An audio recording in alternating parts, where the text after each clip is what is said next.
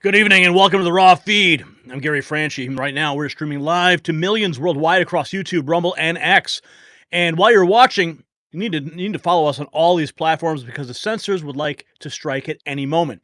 Text the stream link to 5 Patriots right now to help us bypass the algorithms. They can't stop us if we work together. Now, ladies and gentlemen, we're 20 days past one of the most significant elections in American history, Donald Trump's landslide victory over Kamala Harris. And what we're witnessing now is nothing short of historic. The deep state is in absolute panic mode, and tonight we're bringing you developments that will leave you stunned. In just a moment, we'll break down how Jack Smith, the deep state's attack dog, has completely surrendered, dropping all charges against President Trump. But that is just the beginning.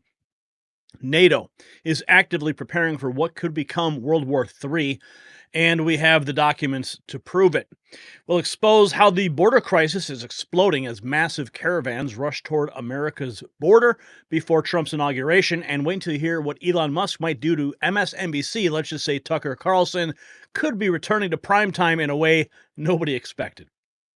But first, I want to thank all of you for joining our live chat right now. Your super chats, your Rumble rants will be featured on screen between segments for the world to see. That's right, your voice matters here, and we'll be reading them throughout the show. And remember, super chat comments get priority, so don't miss your chance to be part of history. Now, Patriots, independent journalism like this doesn't come cheap. The mainstream media, they want us gone. They're doing everything they can to shut us down, and that's why we need your support. Check the description below for your donation links. Every contribution helps us keep exposing the truth that they don't want you to hear. And speaking of support, we have launched our brand new merchandise line at shop.nextnewsnetwork.com. Our exclusive limited edition MAGA Avengers collection available now, but the items are selling fast, so show the world you stand with real news. Get yours before they are gone. Now, the news tonight is absolutely explosive. We'll start with Jack Smith's complete surrender and the collapse of the deep state's legal warfare against Trump. Then we'll expose NATO's secret war plans and Putin's ultimate weapon that has the globalists trembling. You'll see exclusive footage of the massive caravan racing towards our border before Trump takes office. And we'll reveal how Elon Musk might completely transform the media landscape. Plus, we'll show you how the deep state is in full panic mode as Trump's transition team continues to take shape. So stay right there, Patriots. Text the stream to 5 friends. Hit those follow buttons on all platforms and get ready for a show that will have the globalists trembling. The Raw Feed starts now, and let's welcome you to the show.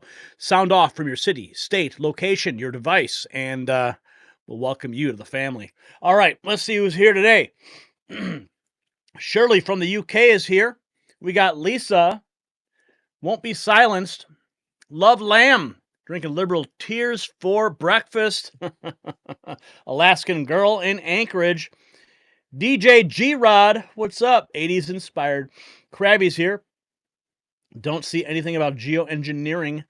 Red of Flint, Michigan. Rockdamon.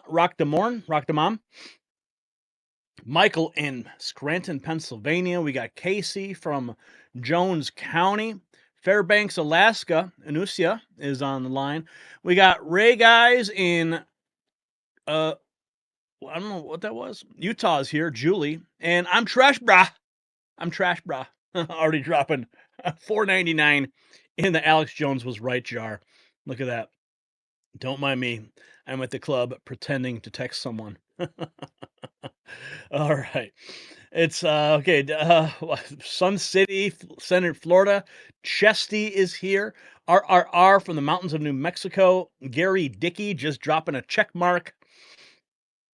Chris in Florida. John in Alabama. Bad Moon, Just the Truth, Please, is here. Katie Cat is also here. Sure you gospel ads break my chat. Kitty Cat, Michigan here, and this is all great news. Judith is here, first timer. What's up? Bay Area, Ed Mora is here. Boston, SLM. Dana is here from Colorado. Krabby, love your program. Thank you. Chris is here just saying, yo, we got Bert from Kansas, Troy in Ohio, Nita in Michigan, Steve in Jacksonville. The gang is all here. Great to see everybody. Deb in Bristol, and Tank is here.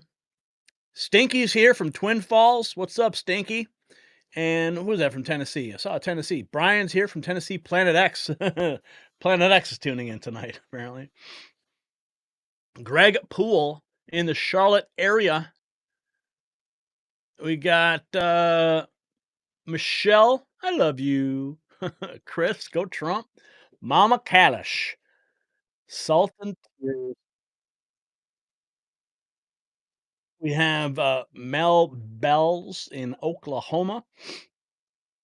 Jonathan in Masontown, PA. What's up, Jonathan? We got Chillicothe, Missouri, Barbara. Lori B, what's up? How are you? Lida Proudmore in Japan. Wow, Japan is in the house. Nice. Who else? We got Ashley in Kentucky. We got Pat and Venus. We got Alfredo in San Elizara. Elizara? Elizara. Okay, all right. Who else?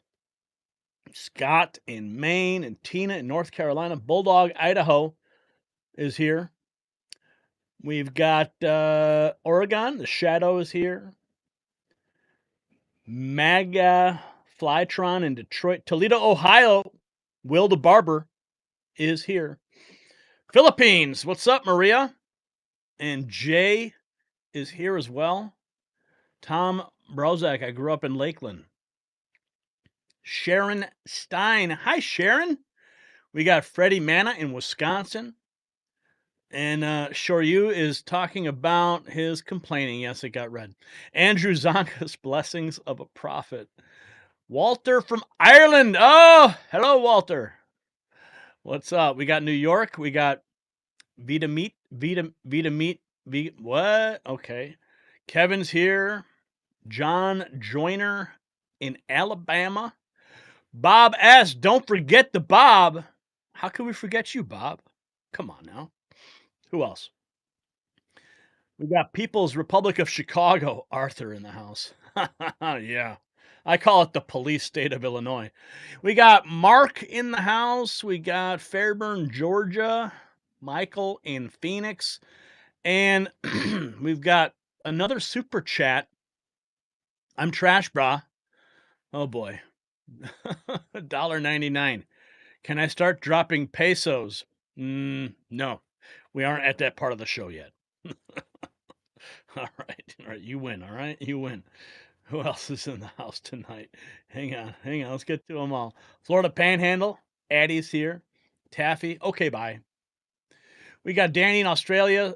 Running Bear. What's up, G? I'm Trash Bra. What? You're good, Brian? Okay.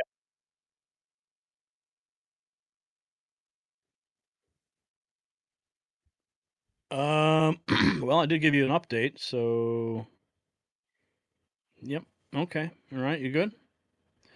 All right. Let's get on with the show. This is going to be fun. All right. Wait, another one? Okay. Wait, we got another super chat we got to get to before the show begins. Okay. Who's this?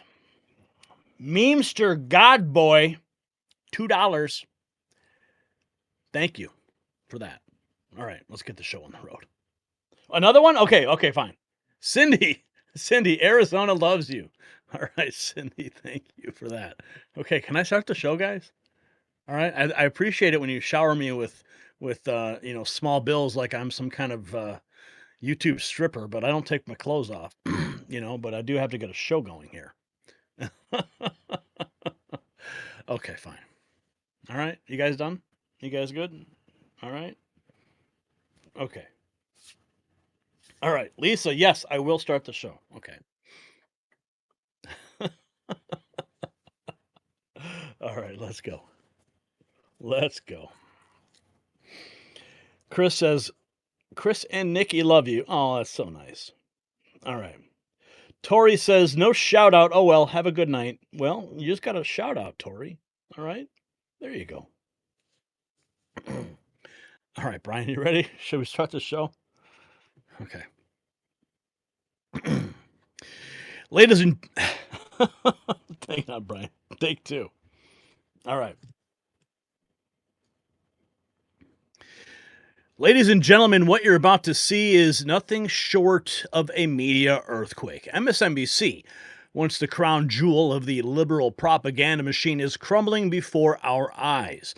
Their ratings have plummeted 54%, and they're even losing to Hallmark. But here's where it gets interesting. Elon Musk, the man who transformed X into a bastion of free speech, is actually eyeing the failing network.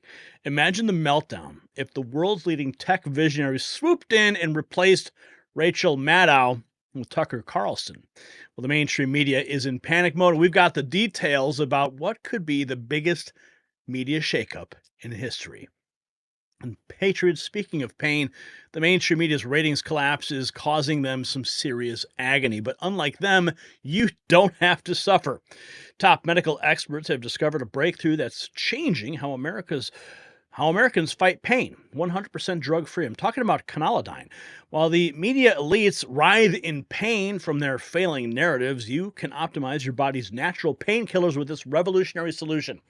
Over 1 million Americans, including professional athletes, trust Conolidine for full body relief without the dangerous pills or side effects. Try it now at trycono.com/NNN. It's linked below. You have nothing to lose but your pain. Okay, so this was the big story that was just bursting at the seams all weekend, and I couldn't help myself but make this picture with Elon Musk's own Grok AI. There's Elon Musk carrying the kitchen sink into MSNBC, much like the moment that he acquired X. He did the exact same thing. And I tweeted it at Elon. I said, this is the next picture I want to see from you. But other people, they say they got a Christmas wish. Wouldn't this be something else? Alex Jones heading up the news desk at MSNBC. InfoWars MSNBC.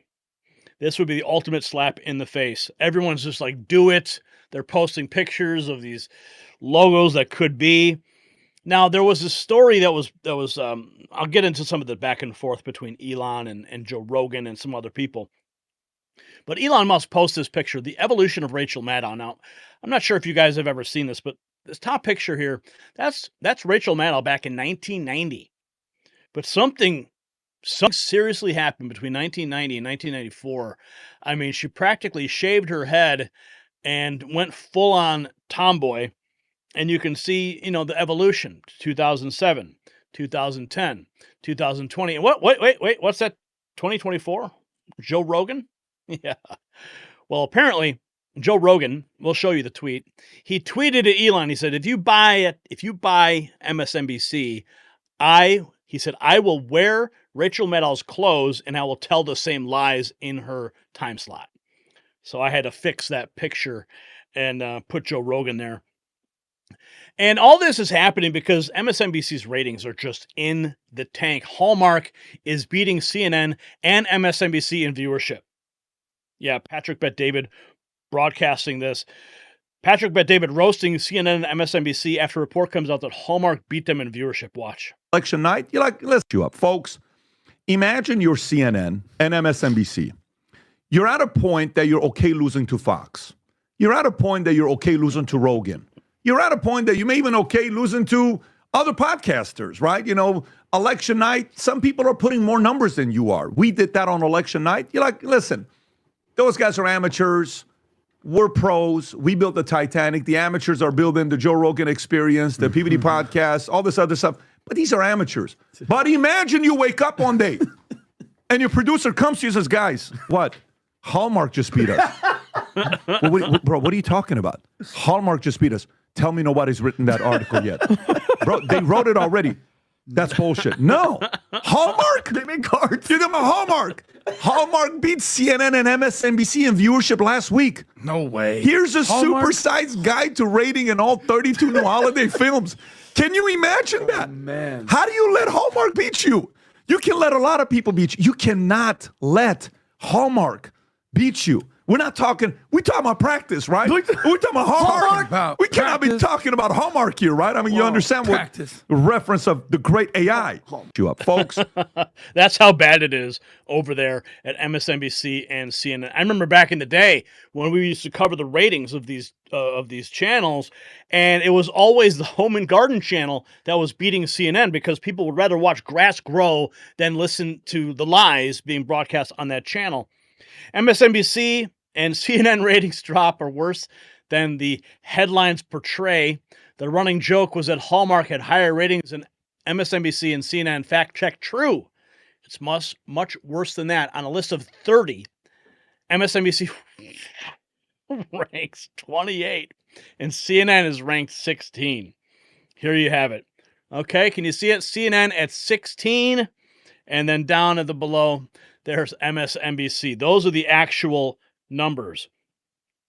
Greg Gutfeld having a blast with this. Listen. Has come to stand. All right, these days, MSNBC has come to stand for Must Sell Network Before Christmas. Wow. Their post-election ratings are down 54%. That's 50% more than my body fat, Walter. Hell, Brit Hume's laxative reviews on YouTube have more viewers. And so they've slashed their budget so low, Joy Reid had to replace her toupee with a cocktail napkin. But don't feel bad. Check out this headline their website dropped today. Quote, Laken Riley's killer never stood a chance. Oh, now that can't be an accident. If you ask me, it's suicide by headline. What better way to kill off the rest of the network than to drop one of the most repulsive headlines of all time? MSNBC did finally change it, but the damage was already done. And the same can be said for their shows.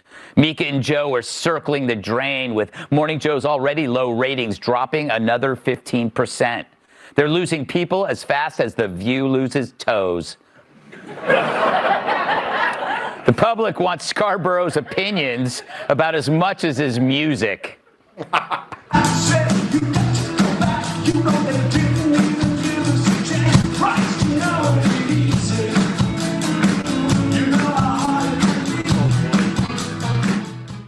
He's right. It ain't easy when you suck.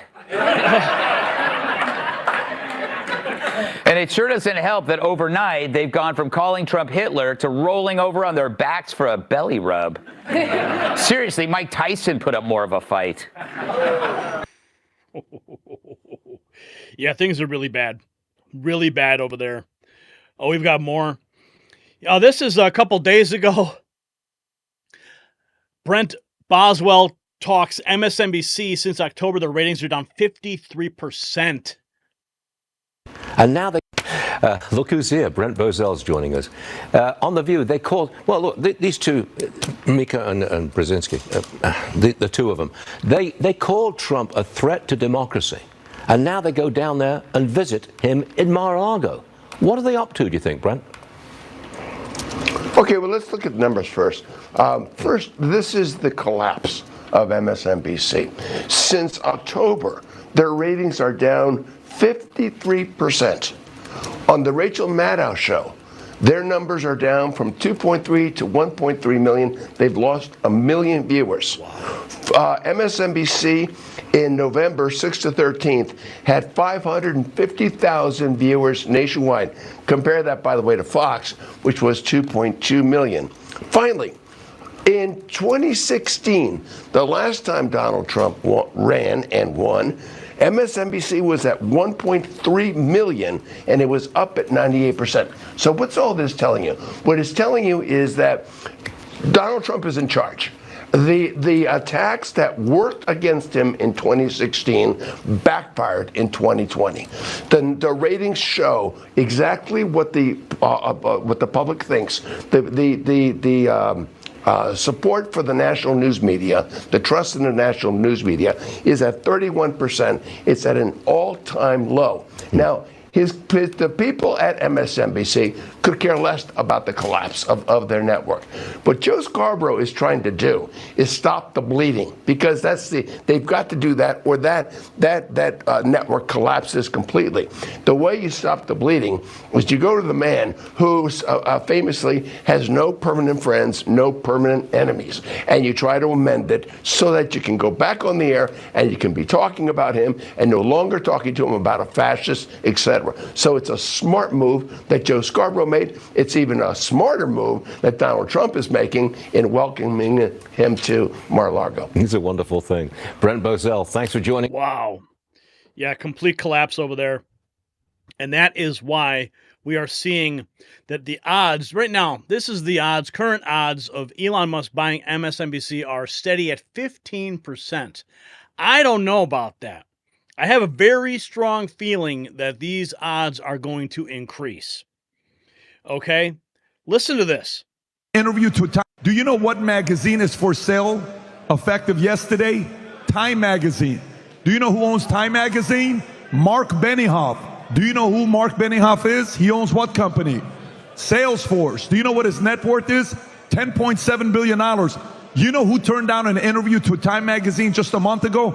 Kamala Harris. You know what he bought Time Magazine for? $190 million. Do you know how many subscribers Time Magazine had when he bought them? 4 million. Do you know how many subscribers Time Magazine has today? 1.6 million. Wow. Do you know WAPO, when Bezos came out and says, I don't give a shit if I lose subscribers, 2.5 million subscribers, he says, I'm not endorsing Kamala.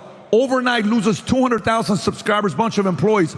LA Times loses employees. 200 papers, including USA Today, who typically would have endorsed the left, said we're not doing it. Comcast came out. They're like, look, all these other businesses we own, they're performing. Roku, performing. All these other guys are performing. Does anybody want to buy MSNBC? And I was like, no. Does anybody want to buy CNN? No, we don't want to buy them.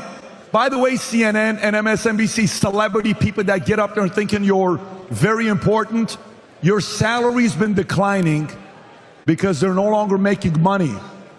And the reason why you're seeing these CNN people bashing Kamala, showing a clip that one page is her doing what John Kerry did in 2004, I believe, the flip-flop and stuff. Why are they doing it? If you don't, you're out of business. If you're out of business, no one's paying you. These people that are watching, they're just saying, who can I trust? No wonder Rogan's the #1 podcast in the world in 94 countries, because people trust the guy. Tucker is 2-3. Theo Vaughn, maybe one of the best podcasters out there. Funny as hell, top 5. This guy Sean Ryan coming out there doing interviews, blowing up all over the place. Yourself, all these guys, why are people going to them? The market is shifting, disruption at the highest level. And a lot of these guys are used to doing this. We just got a report right now. They don't know how to do this. And American people just want to do this because you know what this is? By the way, if we right now were having dinner, our dinner sounds like a podcast. People would sit there and say, wow, what was that all about? It's a great conversation. This is what America and the world is begging for. Yo! Mainstream, they're done with you. You are manipulating and they're done. The market is no longer working and they're walking away. Not because we have some fancy degrees, because people trust being real and sincere. Very simple, and the market's always right. Do you know? The market's right, and that is why we are seeing this massive shift. That's why people are literally people are begging Elon Musk to buy MSNBC. Okay? Even his own mother, Elon Musk's own mother, Mae Musk, she said the media need to stop being mean, nasty, and dishonest. The media has to change and the politicians have to change. Listen to this. Nasty. The media has to change and the politicians have to change and stop being mean and nasty and dishonest, because as I say, they used to always hate on Elon for 15 years, but I trusted them with the other news, where they hated the Republican Party, they hated Fox News, and And then I realized, no, they are dishonest in all aspects. They actually made it even worse for him. And then I said, well, maybe they're lying about everybody else as well. The media has to change. The media has to change, and the media is changing. It's actually not the media that's changing, it's the viewers. The viewers are just changing the channel. They're turning on the next news network, and they're going, you know what? I'd rather spend my time here than watching all of these other liars continually spew hatred at me. And that's why it's changing. Let's continue here. Speaking of change, we'd list an update on Alex Jones and Elon Musk. Elon Musk X Corp has now objected to the sale or transfer of any X accounts linked to Alex Jones InfoWars. The filing has been made. If you don't know, they're trying to silence Alex Jones by any means necessary, and that includes taking all of his assets, even his social media accounts. But X, they want to take his X accounts. I mean, his own name. But X has stepped in. Elon Musk's lawyers have stepped in and said, no, that's not going to happen. You can't just come in and take it. So Elon Musk clearly stepping in. Alex Jones tweeting this 7 hours ago. Elon Musk X Corp objects to the sale or transfer of any X accounts maintained by Alex Jones or InfoWars in court filing. So that's huge. Now, Wall Street Apes, now this is just a couple days ago, but this is developed. Wall Street Apes, Elon Musk confirms the plan to buy MSNBC. Joe Rogan made Elon an offer that nobody could refuse. Bookmark this because this is history in the making. Who wants to see this? Joe Rogan, if you buy MSNBC, I would like Rachel Maddow's job. I will wear the same outfit and glasses, and I will tell the same lies. Elon Musk simply replies, deal. So people are seeing this chatter back and forth. They're going, this is going to happen. MSNBC's Joy Reid, here's another reason why MSNBC is failing. She says the Trump administration is going to start shooting people. Against U.S. citizens planning to do. I mean, one of the things that Russ Vought is advocating for is the elimination of all the post-Watergate norms in order to weaponize the DOJ. And he also is somebody that's advocating for deploying the military against U.S. citizens in order to quell dissent or protest. So when you have a guy like John McEntee and that database, part of the pre-vetting isn't just, they check off all the boxes in terms of like their professional skills. It's also that, they're sufficiently loyal that they will allow us to do all these things that otherwise would be illegal or not allowed to be done. And the thing is, you can't say that enough. And I want you to say more about that because you're talking about deploying the U.S. military. Remember, Mark Esper, who was Donald Trump's Secretary of Defense for a while, told him, no, you cannot shoot American citizens. You can't have the military shoot American citizens. He's going to replace people in the Department of. Do you see what she implied there? She implied that Trump said to shoot American citizens. These are the lies that are burying this network. People who will say you can, and that you can deploy the military against protesters, that you can arrest journalists for reporting things that Donald Trump doesn't like, that sort of thing, right?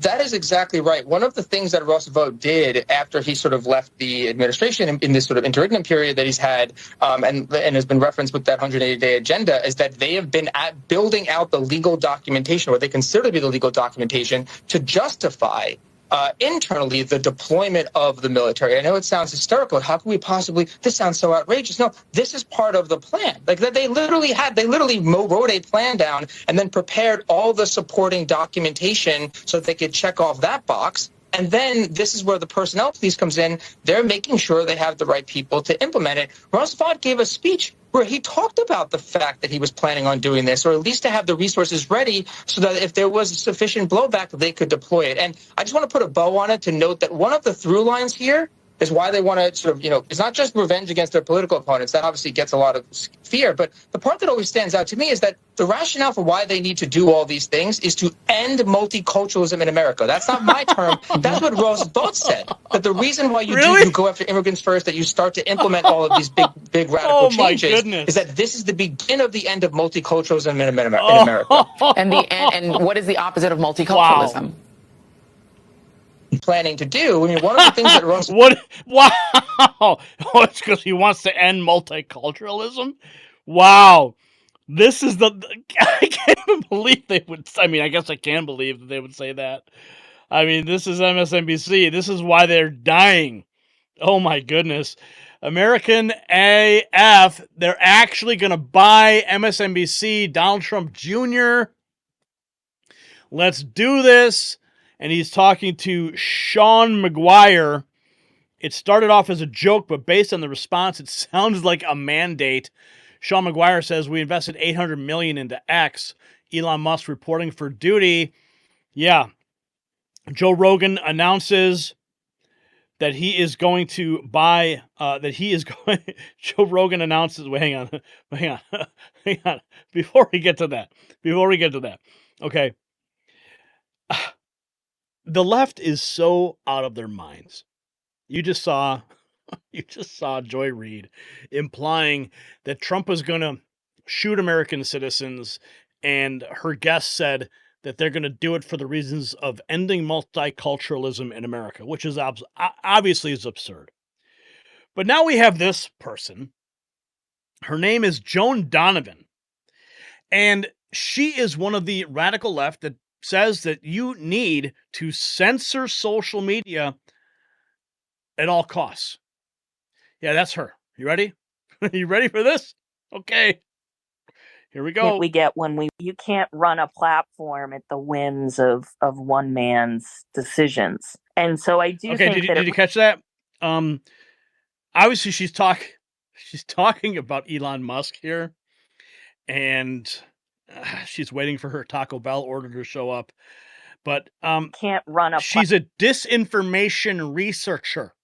If you can see that on the screen there. Goodness.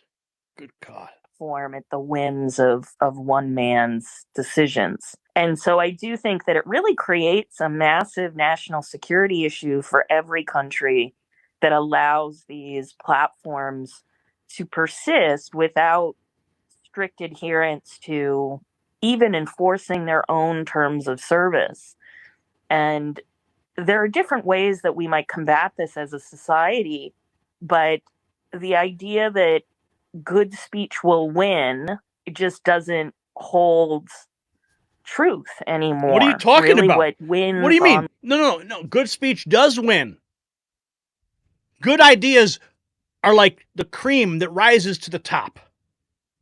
But, I mean, she knows all about cream and pudding and stuff. Mine is content that is novel and outrageous, which tends to be conspiracy, hateful, derogatory content that sort of activates the excitement we get when we read, when we read the menu at Red Lobster, all you can eat, a tabloid magazine. I'm sorry. I couldn't help myself, guys. I apologize. I just couldn't help myself there. I know it was low, but I mean, she is the one that's advocating. She's hating on Elon because he's not censoring you on the X platform. And now we have X moving forward. Elon Musk apparently very clearly about to buy MSNBC. Steve, he says Elon Musk should buy MSNBC and replace Joy Reid and Rachel Maddow with Alex Jones and Tucker Carlson. I agree. CNN talking about the possibility of Musk buying MSNBC. Memes could be a reality. Not making MSNBC solves this, ends the argument about how important these social media platforms are. Over the weekend, for example, Musk is joking, I think, about maybe trying to buy MSNBC. It seems he's just trying to troll. Comcast is not making MSNBC up for sale right now. Maybe something will change in a few years. But those tweets, those posts from Musk, those memes that he's posting, it just speaks to his power and his center of power throughout this incoming administration.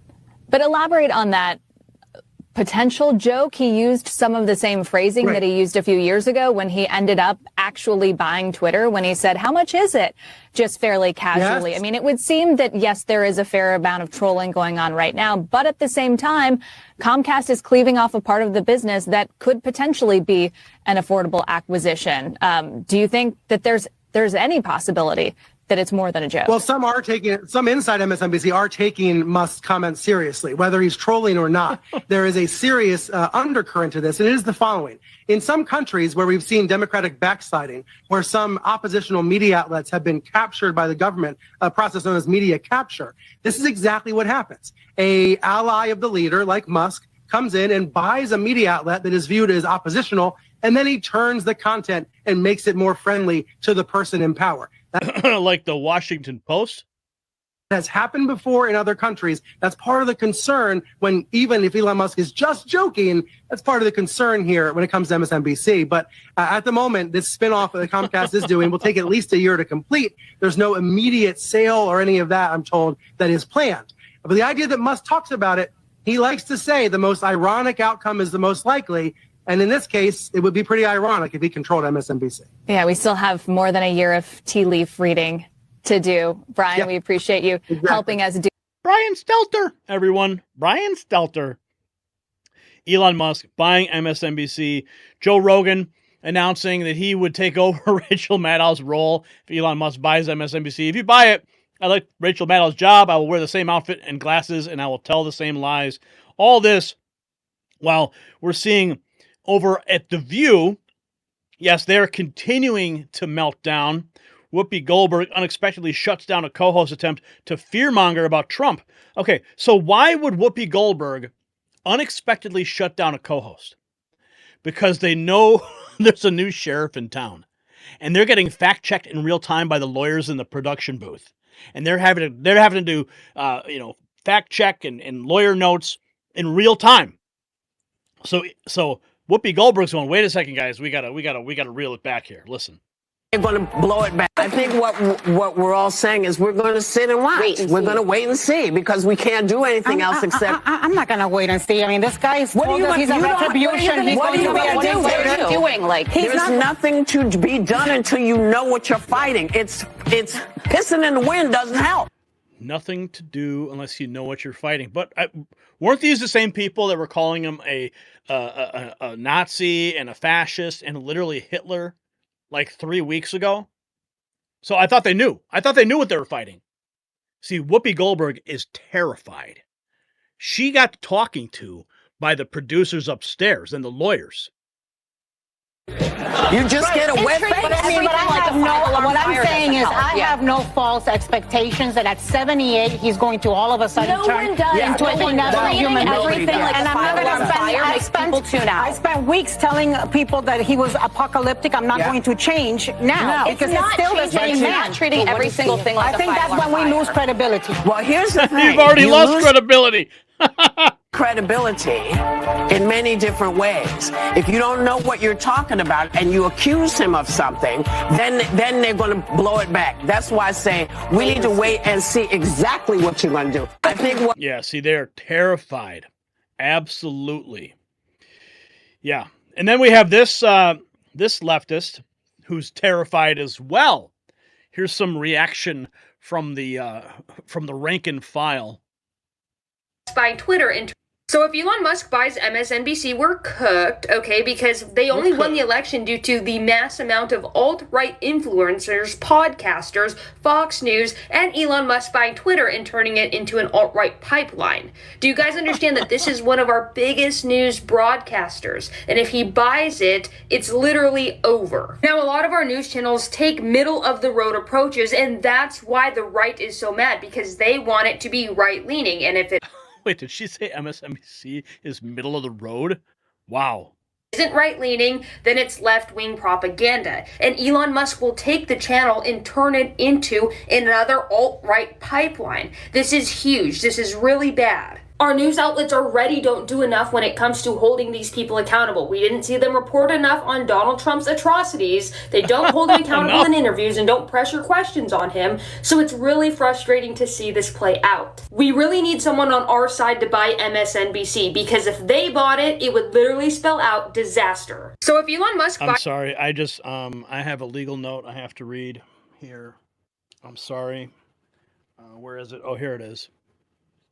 I apologize for assuming gender of the individual in the last clip, because I should never assume gender. Oh my goodness. Oh, wow. Okay. And this is where it gets really good, folks. Okay. This is where it gets really, really tasty.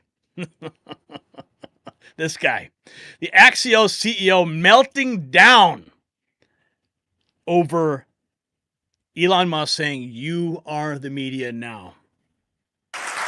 Everything we do is under fire. Elon Musk sits on Twitter every day, or X today, saying like, we are the media, you are the media.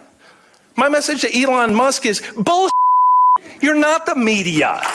You having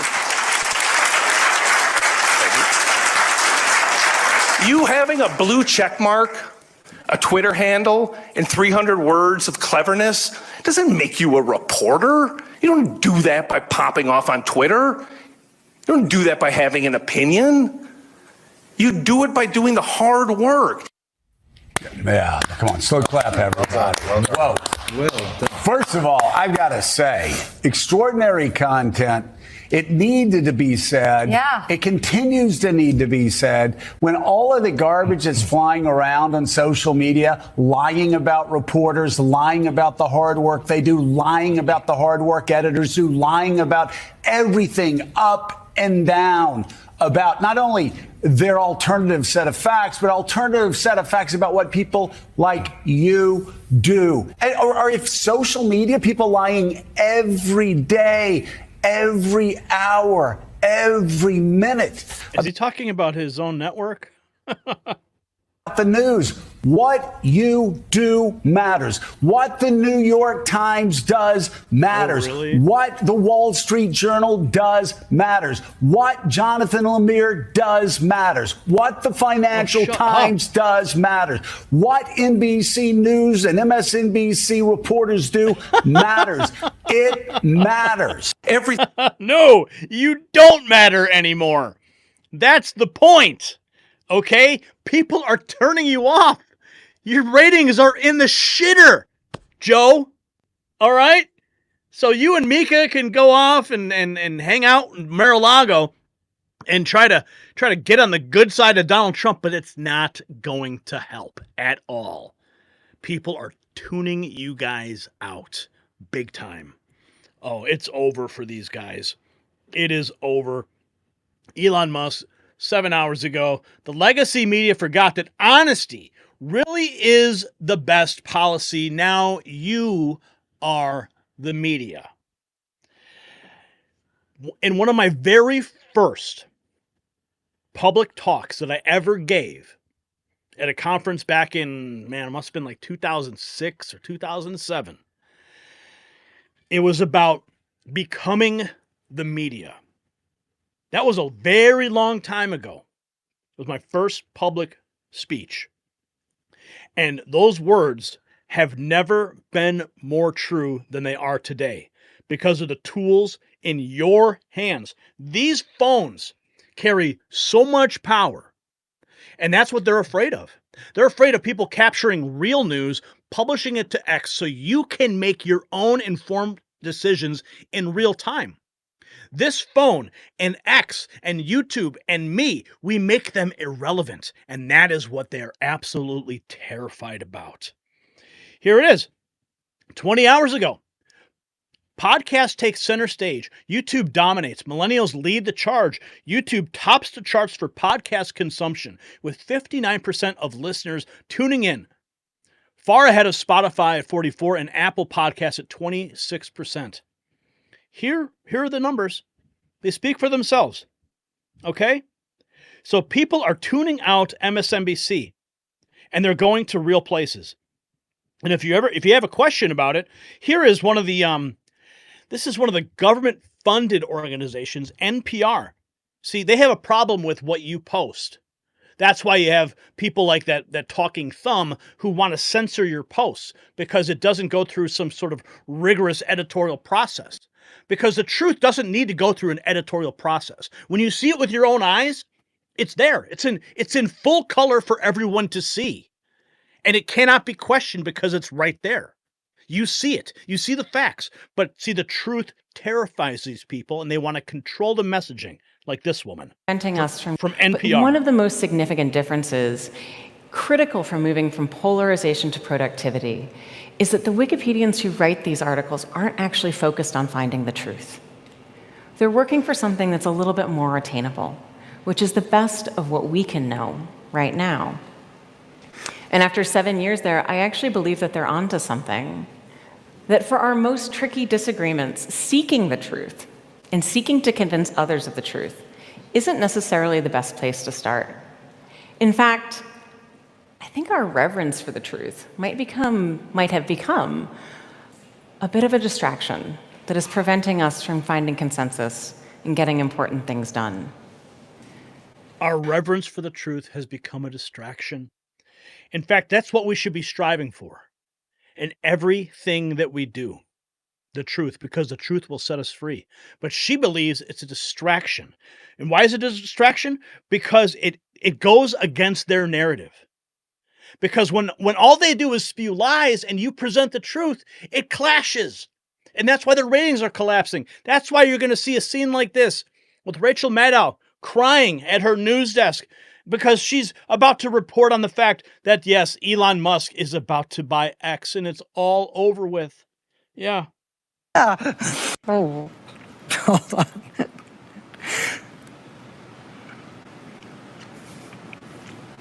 To at least 3.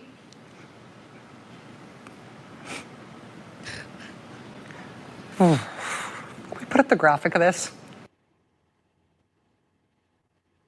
I think I'm gonna have to hand this off. Yeah. Sorry. That does it for us tonight. We'll see you again tomorrow. No. Oh. Okay, so to be clear, what you're witnessing there, that's a meme. That's a meme that somebody published. That's Rachel Maddow. She's crying over some other news report. They edited in a tweet that Elon Musk put out about buying Twitter or about buying MSNBC. Okay. And did you know Snopes actually fact-checked this video? No. No, Rachel Maddow didn't cry over a post from Elon Musk. That's what they're spending their time on. Fact-checking memes. But on top of that, okay, the guy that's revolutionized free speech, that's brought it back to us, given it back to the people. Did you know that he just today, SpaceX, which is another one of his revolutionary organizations, one of his businesses, has now completed its first Starlink direct-to-cell commercial orbital satellite constellation phone call this morning. Okay? So that means now Elon Musk, it's way beyond MSNBC. It's way beyond X. Elon Musk has his own freaking satellites up there. All right? And those satellites are going to make terrestrial antennas and towers, cell towers, obsolete. He's going to have constellations of satellites that are going to be able to allow us to communicate with our cell phones through those satellites. Oh, it's going to change everything. But see, they're terrified because this guy is building infrastructure that they can't even comprehend. This is a video of that moment when the first phone call went across. So this is more history being made by Elon Musk. Now here is okay, so going back to the Polymarket thing, we have Polymarket giving a 15% chance that Elon Musk will buy MSNBC after the billionaire flirted with the idea on X. The development comes after parent company Comcast announced a plan to spin off MSNBC. Here is the order of events that led up to this point. Comcast announces this week that they are considering spinning off MSNBC. Liberal show host Rachel Maddow takes a $5 million pay cut. Donald Trump Jr. tags Elon Musk about MSNBC being for sale. Elon Musk asks how much it costs, a reference to the infamous tweet where he asked how much Twitter was. Musk follows up with the most entertaining outcome, especially if ironic, is most likely. Joe Rogan says he'd like to replace Rachel Maddow. And then we have this. I want to read what's happening. Elon Musk bought X and turned it into the social media arm of the MAGA movement. And we all sat there right in the middle of it during the campaign, possibly not realizing that we're sitting there like fat chickens, just getting attacked all day and just being part of this MAGA messaging. However, the election's over. Everybody's getting smarter and better. I'm not sure that the right idea is to leave Twitter and just go to Blue Sky, a friendlier place, because then we remain in our echo chambers. Yep. I don't think that you should necessarily stay in Twitter every day and battle it out and let yourself doom scroll of all the hate coming at you. But I want to see it. I want to read what's happening there, right? And so I think at least staying in those spaces is important because I want to hear the other things. Eddie, Elon Musk bought X. Yeah, a lot of people are going to some place called Blue Sky And it is just basically a liberal echo chamber, and the things that people are posting there are absolutely atrocious because they think that X is some kind of a horrible place, when in fact we did a story, I think it was last week, that showed that the balance of content on X is pretty much 50-50, left-wing and right-wing content right there. But they can't handle it, so they leave. They run away. Donald Trump Jr. is considering buying MSNBC and has asked Elon Musk to join him in the purchase. Okay? This is all happening in real time. Elon Musk questioning about the cost of MSNBC. This is what set it all off. Hey, Elon Musk, I have the funniest idea ever. Wall Street Mav. Comcast is putting MSNBC up for sale. CNN announced massive layoffs. Maybe the new owners will figure out that lying nonstop to your audience is a lousy business model. And then Elon Musk simply says, how much does it cost? And that's a reference to the famous words that he stated when he said he was going to buy Twitter. Salty Cracker, I hope Musk buys MSNBC and gives it to Alex Jones. That's what a lot of us want. That would be the biggest slap in the face ever. Putting Tucker Carlson back on primetime. But you know what? In all honesty, like a lot of these people, I know Tucker's having a great time doing what he's doing. Alex Jones, yes, he's in a fight for his platform, but I know he loves what he's doing. Would these guys actually go to MSNBC or the new platform? Would I go there? I don't know. I love what I do here. I love working with you directly. So there's a lot of questions about the truth of the functionality of hosts going there. But if Elon Musk can put together a coalition of podcasters and shows and rebrand that network, it would be absolutely awesome. So here's the moment when back in December of 22, he says, I love Twitter. You should buy it then. How much is it? And that's the same language we're seeing right now. So we might see this vision very soon. Elon Musk walking into MSNBC with the kitchen sink. So there you have it. MSNBC is imploding, their viewership fleeing in droves as Americans wake up to their propaganda. Elon Musk's potential takeover would be the final nail in the legacy media's coffin. I mean, just imagine Joe Rogan in primetime, Tucker back on air, real journalism replacing their endless Trump derangement syndrome. So the question we need to ask ourselves is, will the deep state try to block this deal to protect their failing propaganda machine? Speaking of making statements, patriots, don't forget to grab your exclusive MAGAvengers gear at shop.nextnewsnetwork.com. Nothing triggers the mainstream media more than seeing Americans proudly support real news. Let them know where you stand with our limited edition collection, and of course, drop your comments below. Should he buy it? All right. R. Boyd is here. What's up, R. Boyd? And he says, hey, I'm here. Can we start from the beginning, please? Seems I've missed a bit. Well, you can scroll it back, you know. And then we got Sturm CM1 dropping, looks like 10 pounds sterling. Thank you for that. Very much so. Appreciate that.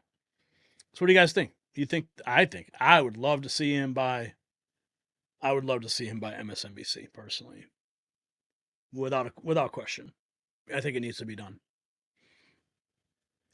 Okay, let's get into our next topic. This one is a little darker, friends. I'm sorry, but it's a topic we have to talk about. Okay?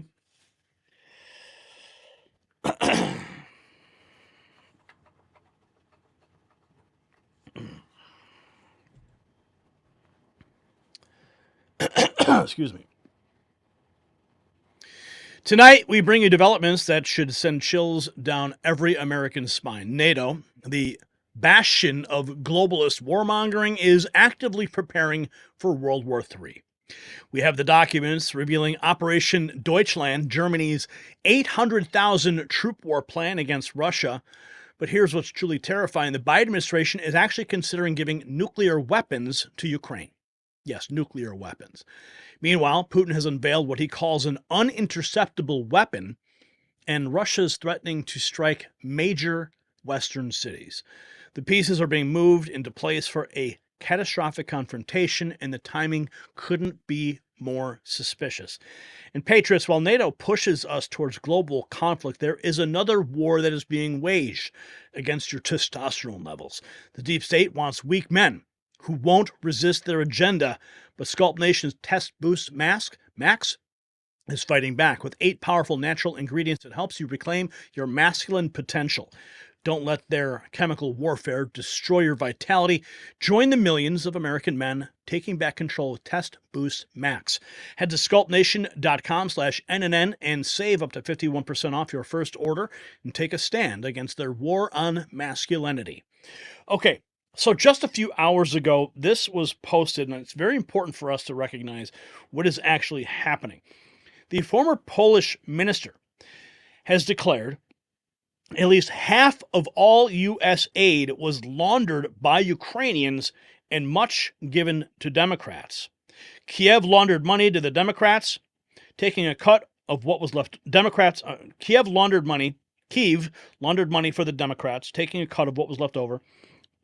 Petro Kopa has claimed President Biden meets with Ukraine's Vladimir Zelensky at the White House. Ukraine did not receive as much foreign aid as claimed by the administration of U.S. President Biden, and whatever help it did get was largely embezzled, a former Polish deputy minister has claimed. Up to half the funds that reached Kyiv was stolen by Ukrainian officials. That's what he has alleged. U.S. aid programs are a mechanism to write off large sums of money that finance shady systems under the Democrat Party's control. That's what he alleged. The incoming Trump administration could review government finances and discover the truth that Ukraine got very little compared to the amount mentioned in public statements. That is what Kulpa has claimed. Remember when Donald Trump was asking about what's going on in Ukraine? Oh, they ran after him. They tried to impeach him over the perfect phone call. And now we have this. 4 hours ago, the U.S. wants to arm Ukraine with nukes before Biden leaves. In a jaw-dropping twist, Biden officials are reportedly seriously considering nuclear weapons, giving them to Ukraine. Yes, nukes in Ukraine. Of course, Putin is not going to be happy with that. Desperate to tip the scales against Russia before Trump takes office in January, the administration is ramping up efforts to arm Ukraine, including recently authorizing long-range missiles capable of striking deep into Russian territory. We've been covering that. And now they're floating the idea of returning nuclear arms removed after the Soviet Union's fall. This unprecedented escalation raises serious questions. Is this about aiding Ukraine or something more? And of course, Zero Hedge broke this story, and it is now getting some traction. 4 days ago, Russia threatened to attack a new U.S. base in Poland with advanced weapons. I wonder why. Well, it's because we armed Ukraine with long-range weapons. Vladimir Putin came out and said, if you aid in those attacks using those weapons, I will consider it attack by those countries. Because he knows the infrastructure required for those weapons to be used. The satellites, the computer, all the infrastructure. It's not like you got Ukrainians sitting in a bunker who are helping aid these missiles. You have willing partners in NATO that are assisting in these missile launches. Putin sees that and says, no, we're not playing that game. This is not a proxy war anymore. And that's why he's now considering targeting Poland, these U.S. bases in Poland. At the same time, Europe is preparing for World War III. Secret documents reveal Germany has begun making plans for the deployment of 800,000 troops in case Russia invades NATO. A 1,000-page war scenario has been planned called Operation Deutschland. Now, what's interesting is that this specific post from several days ago did get a reader note. That Germany's plan is not new and covers everything from homeland security to national defense for NATO due to its location. The heart of Europe, it also covers the logistics and deployment of transit of allied units through Germany in the event of conflict. 3 days ago, Russian President Vladimir Putin says our new weapon can't be intercepted and no one else has a weapon like this. All this is happening 5 hours ago. Russia makes a power move with Taliban talks. Okay, so we pull out of Afghanistan in a complete disaster. leaving a power vacuum as well as all of our weapons there. All of our weapons that are now being retrofitted. And what does Putin decide to do? He goes to hang out with the Taliban. Well, with the U.S. out of the picture, Russia is asserting itself as the dominant power shaping Afghanistan's future, while the West watches from the sidelines. Sergei Shoigu, Russia's Security Council chief, held 4 rounds of negotiation with Taliban leaders in Kabul in display of Moscow's growing influence in Afghanistan. Afghanistan, seen as a strategic hub in Central Asia, was critical to U.S. counterterrorism efforts, but critics argue the chaotic withdrawal left the region open to rivals like Russia. That's just what I just said. This is a clear message. Afghanistan is now under Moscow's sphere of influence. Thanks, Joe. We did it, Joe. Yeah. This is what happens when you have idiots running the country. Red Hat Minion says the satanic deep state cabal is in disarray, desperate because Trump is about to end them. That's why they're trying their hardest to drag U.S. or NATO into a full-blown World War III. Trump knows this. Putin knows this. Zelensky knows this. Peace negotiations is the kryptonite, and that's what we should be doing. We should be praying for peace. We're keeping an eye on everything for you guys, tracking all these things, but at the end of the day, always pray for peace. 6 hours ago, top NATO military chair warns business leaders to prepare for wartime scenario, according to New York Post. Oh, we've got the video. You want to see it? Here's the guy. This is the guy right here. Preemptive strike against Russia should be considered, NATO Military Committee chairman says. A preemptive strike? These people are going to kill everyone. Here's the video. Here he is. Over the past 2.5 years, I've been going around boardrooms, finance conferences, and even philanthropic institutions in Europe and America to persuade people to think about 2 questions. 1, is my company or organization ready for war? And 2, what can my company or organization do to prevent war? Now, that last question might surprise some people.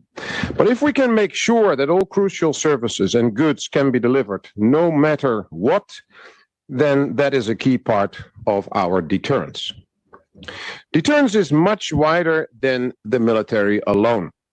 When it comes to great power competition, all instruments of power can and will be used. We're seeing that with the growing number of sabotage acts, and Europe has seen that with energy supply. We thought we had a deal with Gazprom, but we actually had a deal with Mr. Putin. And the same goes for Chinese-owned infrastructure and goods. We actually have a deal with Xi. 60% of all rare earth materials are produced in China, and 90% is processed in China. 90% of the chemical ingredients for sedatives, antibiotics, anti-inflammatories, and low blood pressure medicines come from China. We are naive if we think the Communist Party will never use that power. Business leaders in Europe and America need to realize that the commercial decisions they make have strategic consequences for the security of their nation. Wow. Businesses need to be prepared for a wartime scenario and adjust their production and distribution lines accordingly. Wow. Because while it may be the military who wins battles, it's the economies that win wars. You see that? He's saying it. Get ready. Get your businesses ready. NATO is in the crosshairs. Russia has had enough. They will give Europe the war they want. London, Paris, Berlin, and Warsaw are the prime targets. Washington, D.C., and New York City. Here is an animation showing what such an attack would look like from Russia into Europe. And this is the Oroshenk missile approximation flight time. 15 minutes to Berlin and Warsaw. 12 minutes to Warsaw, 15 minutes to Berlin, and about 25 minutes to London and Paris. That's how long it would take. France now authorizing Ukraine to use French Scalp missiles to strike inside Russia. So it's not just the U.S. who's authorizing and providing. It is now France. The Biden administration, this is an update from a couple days ago. The Biden administration is reportedly planning to transfer U.S. JSAM ballistic missiles to Ukraine for strikes on Moscow. JSAM ballistic missiles have a range up to 900 kilometers. They can strike near Moscow. Biden is working to start World War III before he leaves. And this is interesting. Sebastian Gorka, I'm sure you guys know who he is. I met him once. I met him at CPAC. He wasn't the most friendly guy to me. I'm not sure what his problem was. But he has now just been named as the Director of National Security Policy in the White House. And he says that Trump's strategy for ending the Ukraine war will include threatening Putin to provide Ukraine with exponentially more military aid.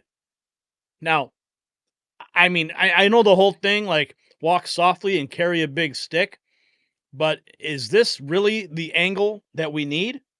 I'll give one tip away that the president has mentioned. He will say to that murderous former KGB colonel, that thug who runs the Russian Federation, you will negotiate now, or the aid that we have given to Ukraine thus far will look like peanuts. That's how he will force those gentlemen to come to an arrangement that stops the bloodshed. I mean, is that the language we need to be using? I mean, they're already talking about, sending nukes. What else could we be sending? I want peace talks. I don't know what the conversations being had with Sebastian Gorka and President Trump about this, but that's the only indicator we have of what's going on behind closed doors. And it is quite terrifying.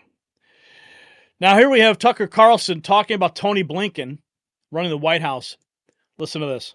At NATO's direction, make no mistake, over 1 million Ukrainians dead now, or permanently maimed, an entire generation of young men wiped out, a country destroyed, and they're still trying to sell this thing. And then, of course, over the past few days, we've seen the madness that is unfolding in the White House, allowing long-range missiles to be used from Ukraine at NATO's direction. Make no mistake, anyone watching this knows that Ukrainians don't even know how to use these missiles.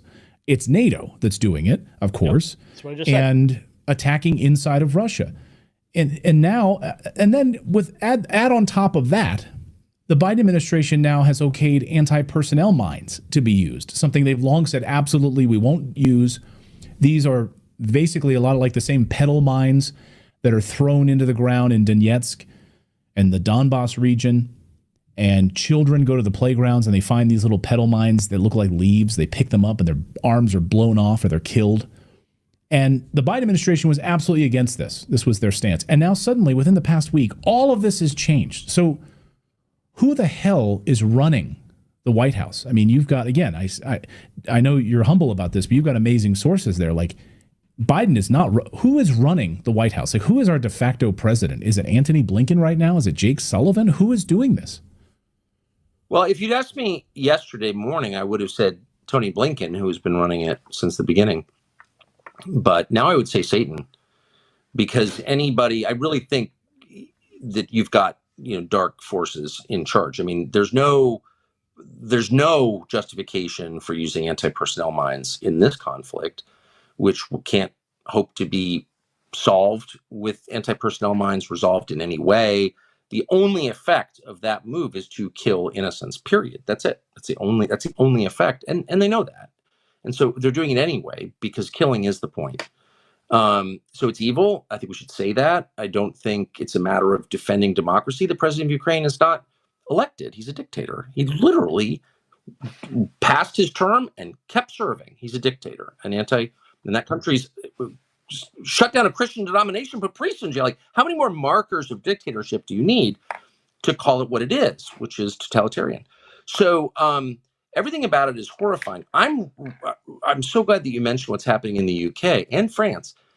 There's the complicity of Western European countries in this. Really, I hope books are written about it, but there's something about a dying empire, collapsing demographically, totally pointless finance-based economy, no self-respect at all, nihilism rising. There's something about that mix, the final days of a dying civilization, that causes it to lash out in this kind of orgy of killing for its own sake. It's really the darkest thing I could. It's like you imagine Rome collapsing and the Vandals toppling buildings and having orgies in the streets and all that stuff.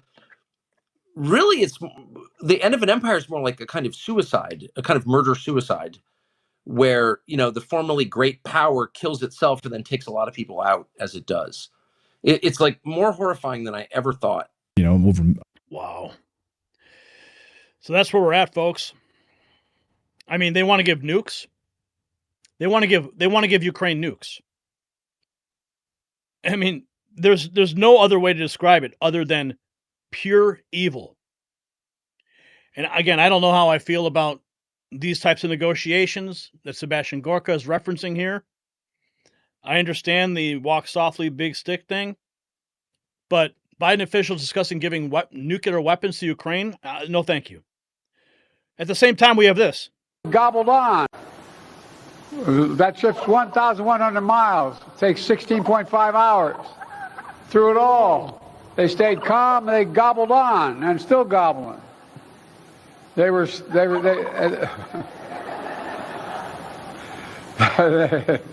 stayed nice listening to their favorite music, which apparently includes the song "Living on a Prayer." Yeah, we're all living on a prayer now. So he's there pardoning turkeys, at the same time authorizing nuclear weapons, or the talk of it is being had.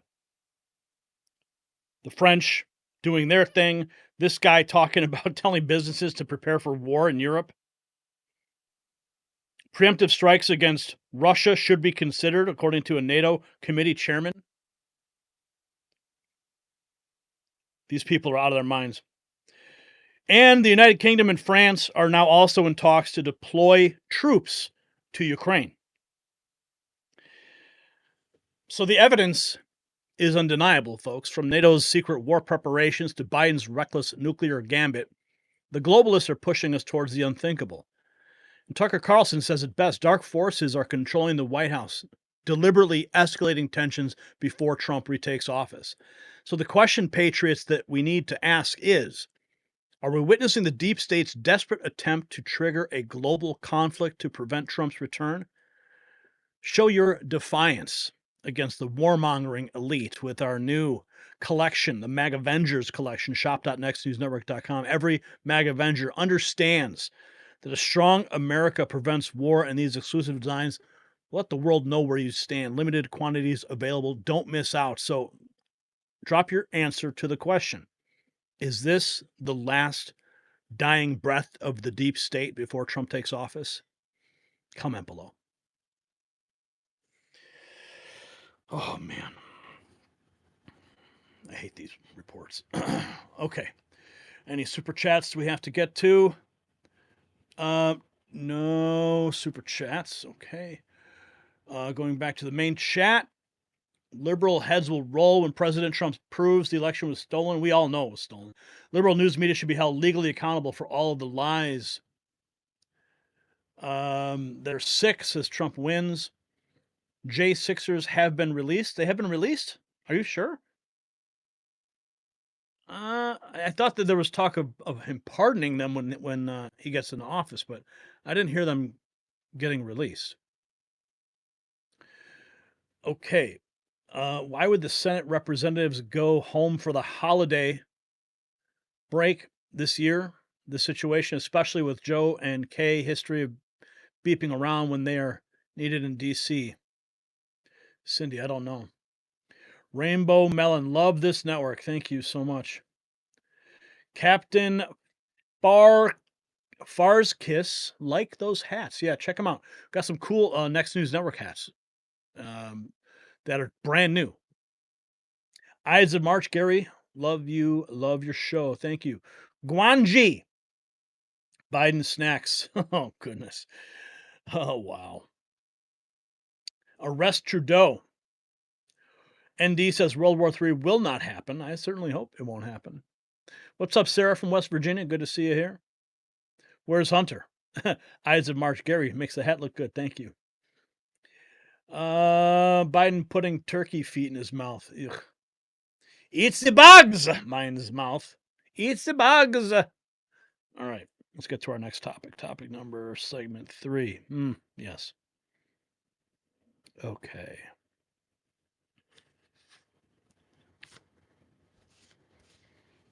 Let's get this queued up for everybody here.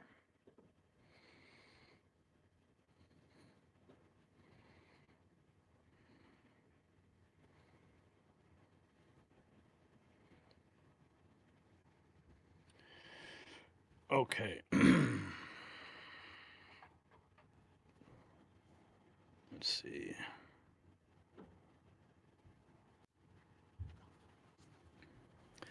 My friends, we're witnessing an unprecedented surge at our southern border. A massive caravan is racing towards America, desperate to cross before Trump's inauguration. Tom Homan, Trump's incoming border czar, is already facing death threats for promising to enforce our laws. But here's what the mainstream media won't tell you. With one phone call, Trump got Mexico to start securing their southern border. Meanwhile, sanctuary city mayors are in open rebellion, with some even threatening to go to jail rather than comply with Trump's deportation plans. California's gone so far as to threaten their own police officers who dare to cooperate with federal law. Speaking of defending our borders, patriots, Chuck Norris knows something about staying strong and vigilant. At 83, he's still kicking butt and taking names. In his shocking new video, Chuck reveals the one change that's kept him feeling decades younger. It's the same secret helping his wife feel 10 years younger, too, with more energy and a leaner body. Don't miss what this American legend has to share. It could change your life just like it changed his. Watch the exclusive video now at chuckdefense.com/next. This is a wake-up call that America needs. So, we have this now. Huge crowds of immigrants are heading towards the U.S. border before Trump takes office. This video here is from Mexico City. Look at this crowd. Here they are. I mean, it goes on. There's no end in sight. This is what is heading towards the U.S. border. Now, this video was published 4 days ago in Mexico City. So how much further have they already gotten? We don't know. But they are on their way. But there's something that's very interesting that's taking place here. Okay, here's more footage. Migrant caravan headed. This was published 6 hours ago. A migrant caravan headed to the border, hoping they make it before Trump is inaugurated on January 25th. Blonde Lady 2024 says, I bet you Soros is funding this. Look at all these people. Meanwhile, we have ICE loosening restrictions on migrants seeking asylum at the border right before Trump takes office. Listen. The migrants would have to follow the asylum procedure. Basically, they wouldn't have to do the physical check-ins with Customs Border Protection. The former head of Customs and Border Protection is calling it obstructionist transition. Is there any effort by the current administration to kind of curb any of the immigration overhauls that Trump is likely to go for? I don't have any policies, new policies to speak to at this time. I just don't have anything. I would refer you to DHS for any specifics on that particular question. But if you're asking us if we are doing any policy changes, I don't have anything to announce. I laid out for one of your colleagues what we have been doing, especially since we moved forward with our executive action since in June, and anything specific about loosening of what's happening. Okay, now here's the guy. Denver Mayor Mike Johnson says he's willing to go to jail to stop the Trump administration from deporting illegal aliens in his city. Having their rights are happening that are about civil disobedience. You've mentioned that a couple of times now. Would you be willing to participate in those as the mayor of Denver? Would you be willing to go out and protest these things? I would. If I believe that our residents are having their rights violated, if I think things are happening that are illegal or immoral or un-American in our city, I would certainly protest it. And I would expect other residents would do the same. Trump's new border czar, Tom Homan, has said that he is willing to arrest leaders like yourself for standing in the way of these policies that they want to enact.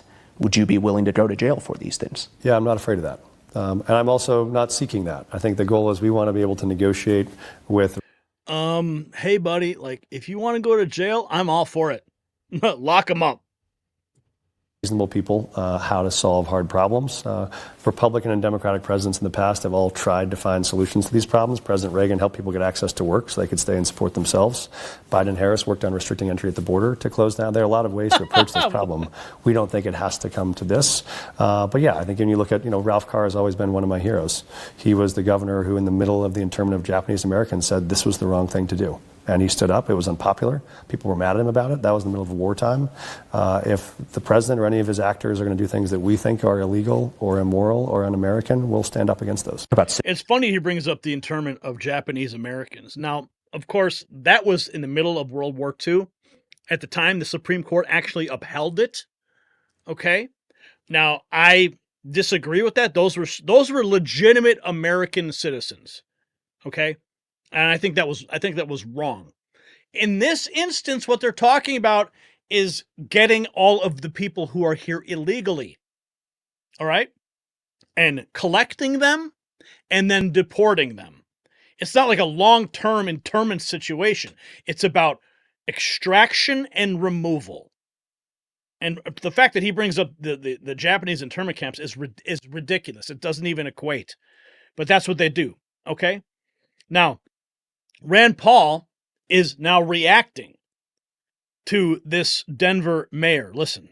Supremacy of federal that the mayor of Denver, if he's going to resist federal law, which there's a long-standing history of the supremacy of federal law, if he's going to resist that, it will go all the way to the Supreme Court. And I would suspect that he would be removed from office. I don't know whether or not there'd be a criminal prosecution for someone resisting federal law, but he will lose. And people need to realize that what he is offering is a form of insurrection where the states resist the federal government. Most people objected to that and rejected that long ago. So I think the mayor of Denver is on the wrong side of history and really, I think, will face legal ramifications if he doesn't obey the federal law. Rand Paul for the win. I mean, this Denver mayor, what's he doing?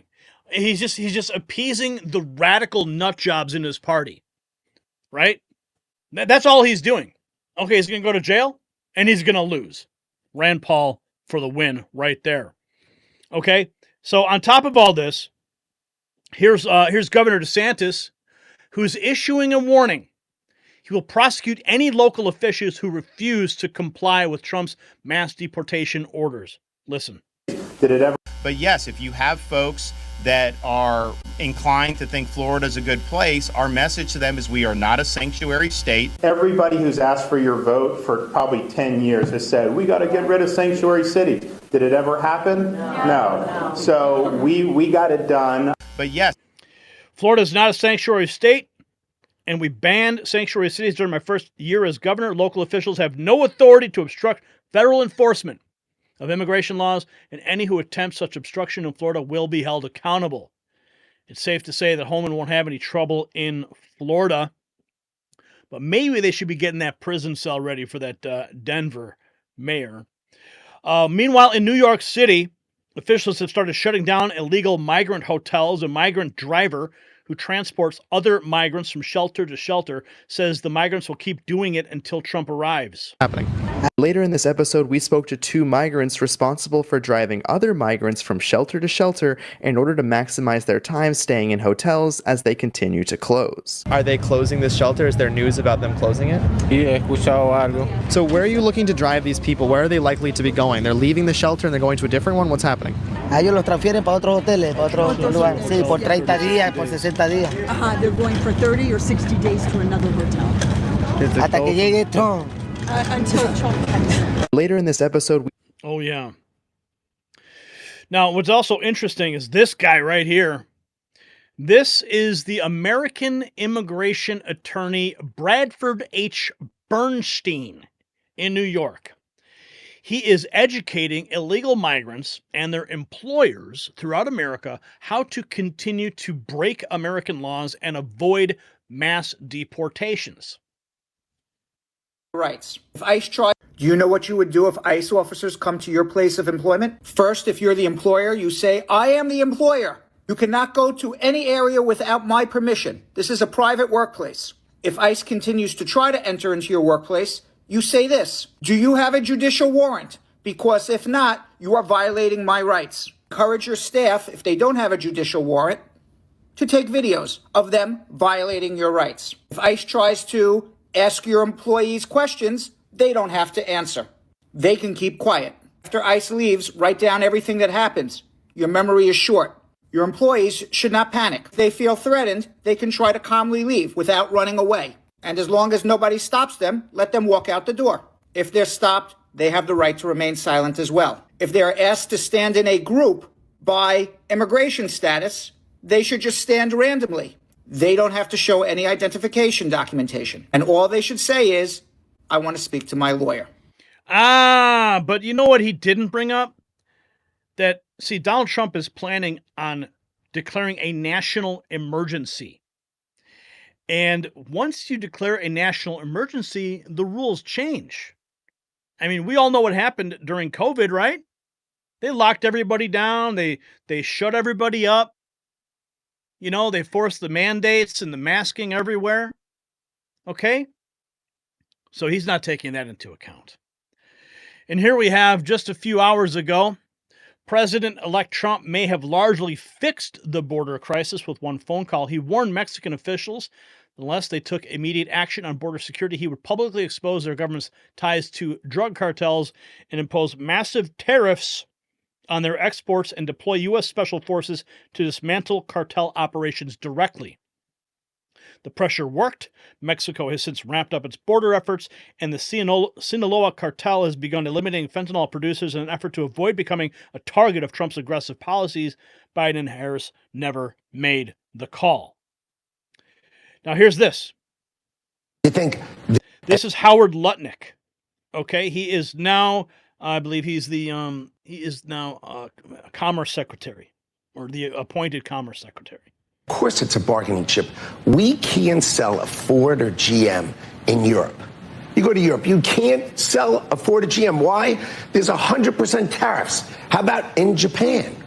100% tariffs. So do you think if we said we're going to tariff you the way you tariff us, do you think they're going to allow Mercedes and all these Japanese companies and Porsches and BMWs to all of a sudden have 100% tariffs in America? Of course not. They're going to come and negotiate, and their tariffs are going to come down. And finally, Ford and General Motors are going to be able to sell in these places. How's that sound? Of course they're going to come down. Of course. This is just negotiating. It absolutely makes sense. If you do it strategically, if it's across the board, it creates a real problem. And the question is whether you believe the president is going to do it strategically or across the board. He keeps saying it across the board. Well, okay, so why this is important is because Donald Trump has announced one of his first acts as president will be to initiate a 25% tariff on all products coming in from Mexico and Canada. The decision comes in response to Mexico and Canada allowing crime and drugs to pour into the United States. And here we have my governor. Yeah, he is the paragon of health. Illinois Governor Pritzker wants all illegals to come to his state for protection. Are you going to house them at your hotels, Mr. Pritzker? Tom Homan is laughing his butt off and can't wait to topple this big blowhard. Juanita Broderick posting that just a few hours ago.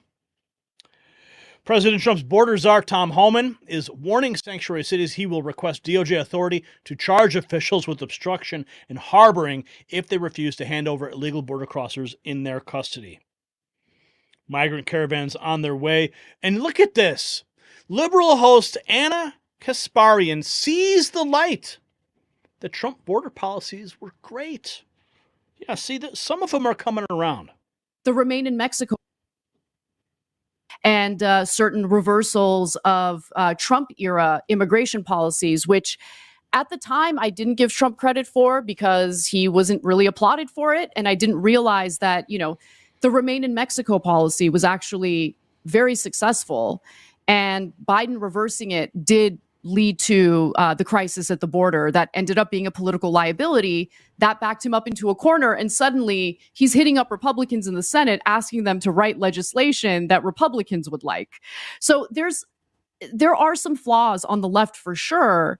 And I think it's important to be real about those flaws. And yeah, finally they're looking in the mirror going, wait a minute, maybe we were wrong about some of those policies. Here's more from Tom Homan. This administration's turned this world upside down. So now I'm being attacked, right? I got death threats. My family's not even living in my home right now. So all of a sudden, the guys who want to enforce the law are the bad guys. The guys who break the law are the victims. And for those mayors and those governors who say they're going to stop ICE from doing their job, stop me from doing this job, listen to the Laken Riley tape. Listen to the 17 minutes of this girl suffering, fighting for her life, fighting for her breath. This little girl didn't want to die. She fought like hell. And listen to that tape. That happens every day across this country at the hands of an illegal alien. And finally, I'll say this. President Trump has made it clear. We're going to prioritize public safety threats and national security threats right out of the gate because they pose the most danger to this country. What governor or mayor doesn't want public safety threats and national security threats out of their neighborhoods, out of their communities? That's your number one responsibility. So you can hate Trump all you want, but you got to love your community more than you hate President Trump. Wow. Strong words right there, but they ring so true. I can't believe this guy here. This guy's actually instructing people. Good luck, dude. Good luck with that. What else we have here? Okay, at the border, Eagle Pass, Texas. This morning, incoming Trump border czar Tom Homan will visit with Texas Governor Abbott. A large group of 200 crossed illegally yesterday. Their own border. But first, live to Bill Malugin at the border, back at the border for the first time in 7 months. We start with Bill in Eagle Pass, Texas. Good morning there. Bill, good morning to you as well. When Tom Homan arrives here tomorrow, he is going to be sending a message, and that message is that the Trump administration wants to be a partner for the state of Texas, not an adversary like we've seen with the Biden administration, which has essentially sued Texas every single time they've tried to secure their own border.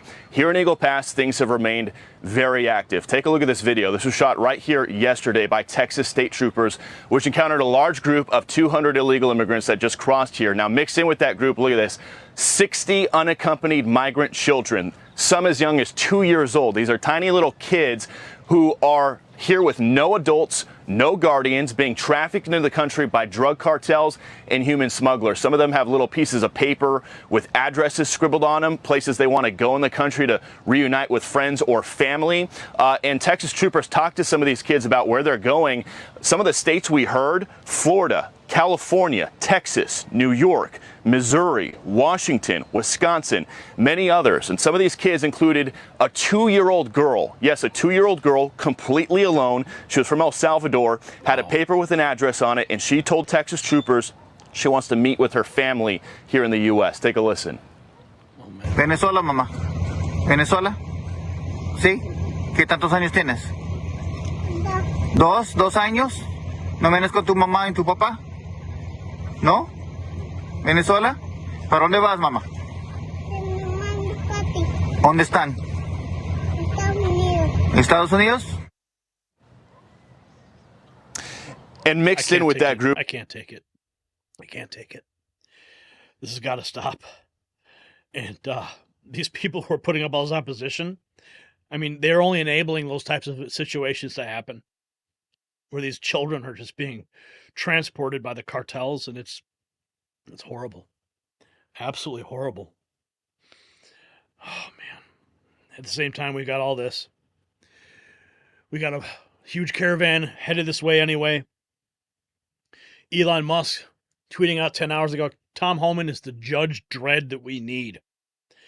Trump's border czar, Tom Homan, is warning sanctuary cities he will request Justice Department authority. And then we have this guy.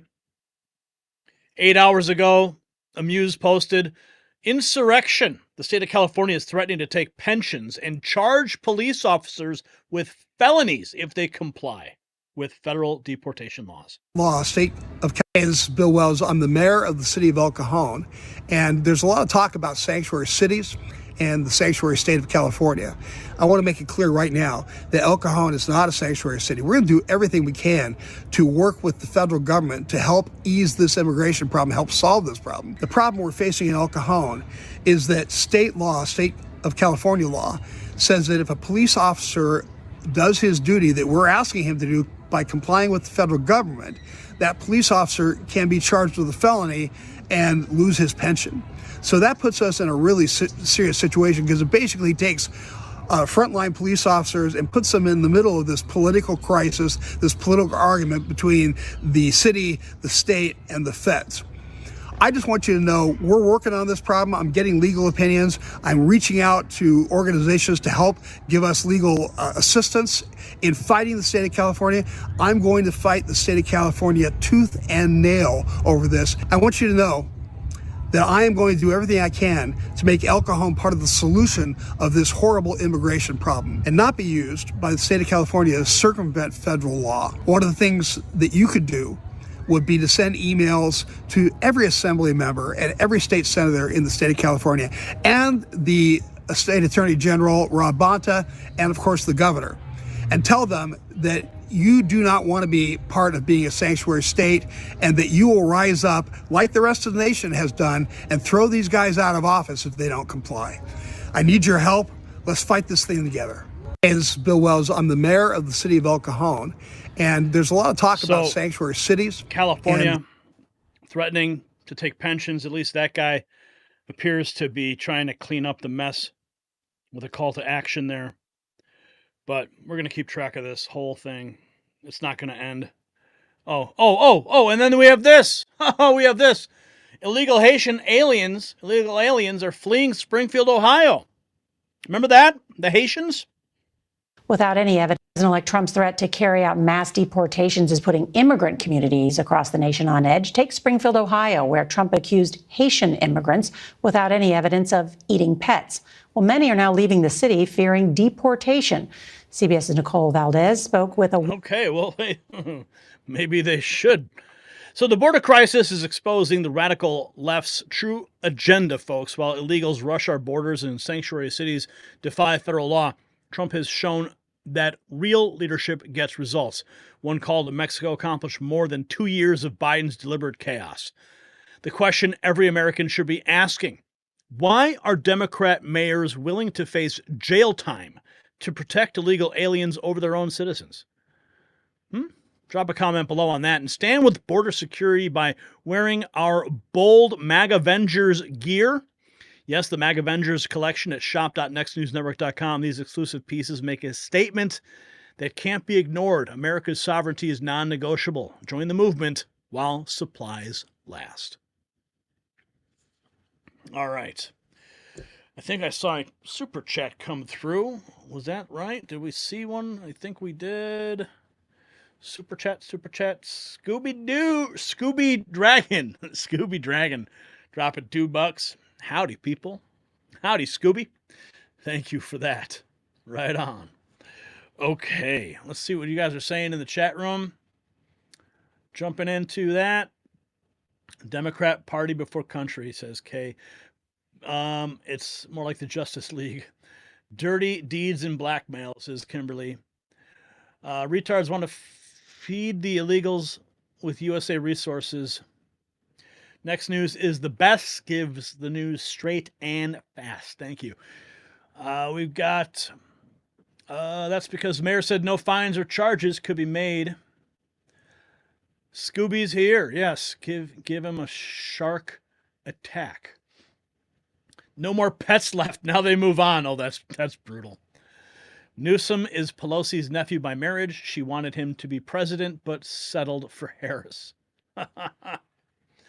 Without any evidence, maybe they ran out of dogs and cats. Oh, you guys are brutal. Oh, yeah. Okay. Let's get to where are we at? We were at the border. Now we're going to the winning that just keeps happening in the Trump transition. Angie Warren says, we love Gary Franchi. Oh, thank you, Angie. That's my wife's name. Yes. Okay.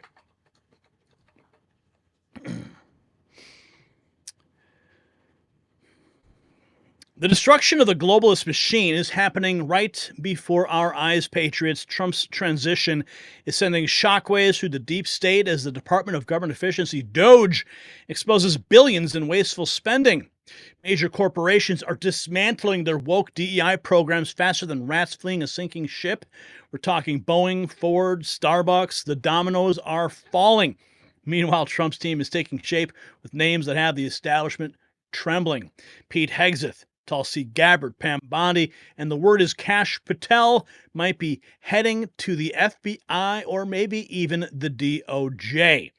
Now, Patriots, as Trump's team prepares to dismantle the deep state, they're already fighting back by targeting conservatives online. And that's why you need Virtual Shield Antivirus Pro protecting your devices. With malware attacks up 643% since 2020, the globalists are desperate to access your personal data. Virtual Shield's real-time protection blocks their attempts to spy on patriots like you, keeping your digital life secure from their surveillance state. Don't wait. Get up to 75% off during their Black Friday sale at virtualshield.com/nextnews. Your privacy is your power. Okay, so a couple days ago, I saw this on the official Department of Government Efficiency website. The DOGE has just found another $48 million to chop. The U.S. government recently approved the following grants. $45 million for a diversity and inclusion scholarship in Burma. $3 million for girl-centered climate action in Brazil. And $288,563 for diverse birdwatcher groups.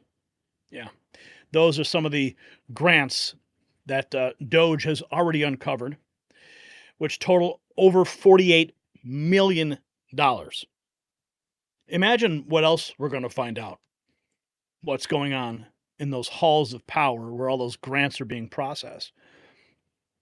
Trump's transition team has a 59% approval, according to a new CBS News poll. His incoming administration starts off mostly with goodwill from the public. A majority of Americans overall are happy or at least satisfied that he won and are excited. Let's listen to how CNN is covering this with Scott Jennings. He's a new favorite over there on CNN by all of us. Ought to be able to. Well, the first thing I would point out is that in the CBS News YouGov poll that was released this morning, 60% of the American people approve of the way Donald Trump is handling his transition so far. So with all the pics and all the news that's come out of Mar-a-Lago, there is widespread approval from the American people that, hey, it seems like it's going okay. We need a couple of years of political peace in this country. When Donald Trump got elected, there was no peace, and it was constant dragging him down and investigations that were bogus and so on and so forth. This government needs to be allowed to operate.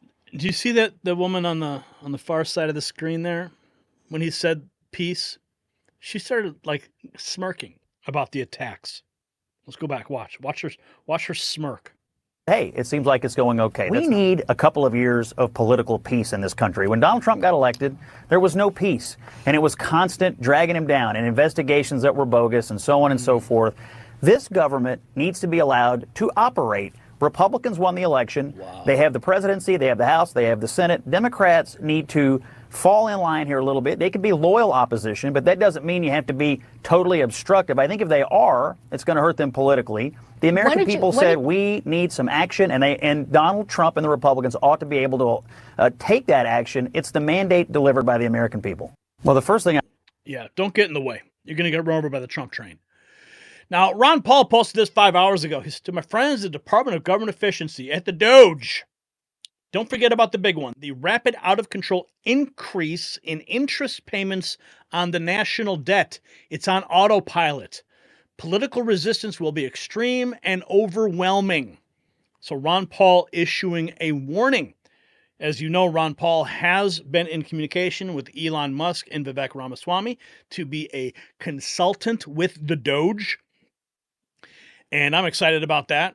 I mean, I'm super excited about just seeing Ron Paul like working to cut the fat in government and working alongside Vivek and Elon.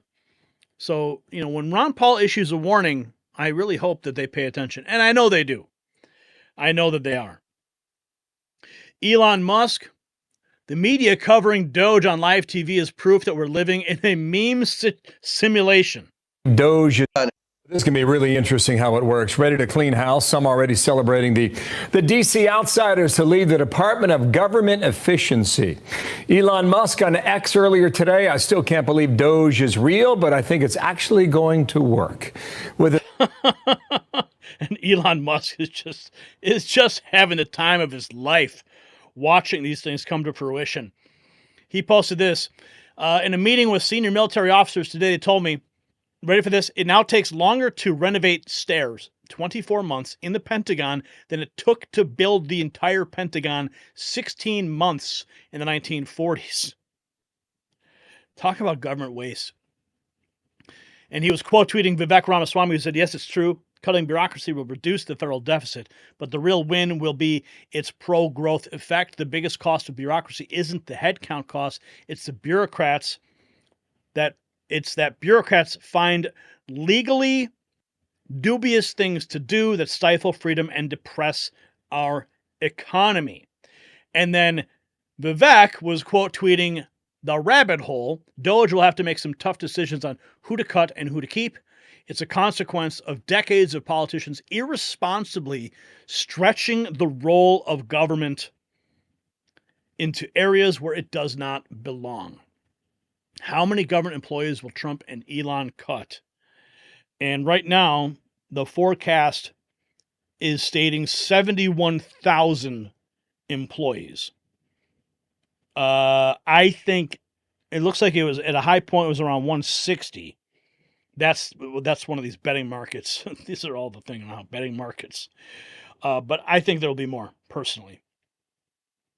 FCC chairman, nominee Brendan Carr says his two priorities will be to work with President Trump to smash the censorship cartel and combat the fake news media. Number two is, for my own part, there's a couple of top priorities that jump to mind. Number one, as you noted, is censorship. Americans have lived under an unprecedented surge in censorship over the last couple of years, and we have to work together to smash the censorship cartel. Number two is media. You know, it's not just my opinion. You look at Jeff Bezos, he recently did an op-ed where he said trust in media is at an all-time low. And there's a lot the FCC can do there to make sure that broadcasters are, in fact, serving the public interest. Well, maybe it's just selling off MSNBC, right? Amuse posting this 6 hours ago. The View host forced to issue 4 legal notes in one episode over Trump cabinet selections. 4. The lies are so bad at MSNBC, they've got a team of lawyers monitoring the hosts in real time. That's how bad it is. And did you see this? This happened today. Ilhan Omar got called out. Watch this. The Lord, God knows that you cheated, Ilhan Omar. In Minnesota, follow Jesus, okay? He's the Lord of the heavens and the earth. Stop working for the deep state. God sent me to you today to speak that into your ears. He's seen all the evil that you've done. And your deep state cult that you're a part of wasn't powerful enough to stop Donald John Trump and the MAGA way, Elon. You're going to reap what you sow. Did you notice how she reacted the minute he said the name of Jesus? Right there. That's the look of a demon. Follow Jesus, okay? He's the Lord of the heavens and the earth. Stop working for the deep state. God sent me to you today to speak that into your ears. He's seen all the evil that you've done. He's seen all the evil that you've done. And she just smirks because she knows it is true. She doesn't work for the American people. She works for her servant as a servant of the devil. Chris Christie slamming Matt Gaetz 6 hours ago. Matt Gaetz was an abominable pick, and it was Donald Trump overreading his mandate. Well, he got smacked back. Chris Christie? Like, who even cares what you have to say? No best, and so I don't want. There's a number of these nominees that are actually quite good. Like Doug Burgum, I've known him for a long time. He will do a really solid job as Secretary of current Interior. governor of He still has some of that powder from those frosted donuts on his lips. You can see it if you look carefully. But you know, he's just salty that he never got any appointments back in 2016. And he turned on Trump, became this total anti-Trumper. I mean, this guy, there's no recovery for Chris Christie. Of North Dakota, and I've worked with Doug for a long time. He'll do a really solid job there. I think Brooke Rollins will do a really good job at agriculture. Scott Bessent. She's a very bright woman. I don't know Bessent, so I don't want to say. But certainly he's great. Certainly he's a mainstream type of choice. He's a Wall Street guy who's being put in by a Republican president. So part of this, John, too, is that there's too much hysteria about all of them, and I think that's going to be a mistake for the country. You know. Matt Gaetz was an abominable pick, and it was Donald Trump overreading his mandate. Well, he got smacked back. So there's a number of these nominees that are actually quite good. I mean, Doug, this guy's foaming at the mouth. Anyway, you know, with respect to the Gaetz thing, we did this story the other day, and you know, all the shuffling of all these players. You know, Trump has endorsed another candidate to fill Gaetz's position. Gaetz said he's not going back into Congress, even though he was elected to go into the next Congress. I saw a lot of your comments. I read your comments when people were making those remarks. That Gaetz can, even though he resigns from this one, he was still elected to the next one, so he could go ahead. But he said he's not going back. Trump has already endorsed somebody for DeSantis to appoint into that position. But then we still have the opportunity for Gaetz to be appointed into the Senate. Now there's talk about Gaetz potentially going into being appointed as a special counsel, as an attack dog in the DOJ. There's that possibility too. But I think, you know, there's a lot of power that he could have there for sure. But I think having Matt Gaetz inside the Senate would be more powerful. I think if he could go ahead and bring that same attack dog mentality that he brought in the House of Representatives into the Senate, it would be a win for a lot of people. Okay, so maybe you guys have an opinion on that. I'd like to read them in the comments down below. Okay, let's continue here. We got more to get to in this segment. Okay, here we have Representative Ro Khanna. Elon Musk, cool. This is cool. When it comes to cutting waste, fraud, and abuse, and opening the 5 primes to more competition, there are Democrats on HASC who will work with Elon and Doge. Isn't this interesting? Let's see.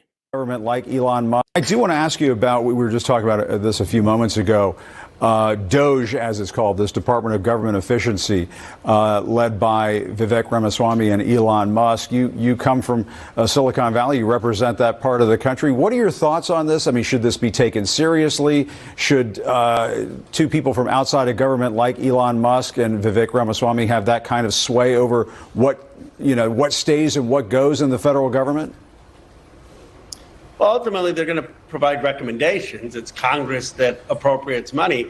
Let me provide an area where there could be bipartisan collaboration. I mean, the defense budget, which is nearly $1 trillion, is dominated by 5 primes. There has been tremendous reporting about the waste, fraud, and abuse in that budget. The Pentagon hasn't passed an audit and has failed the last 6 or 7 audits. So if they go to say there needs to be more open competition, not the monopolization in defense contractors, and propose recommendations, that's something that I think could be supported. If they find areas of truly wasteful spending across the government, they would get support. I do want to ask. Well, that's interesting.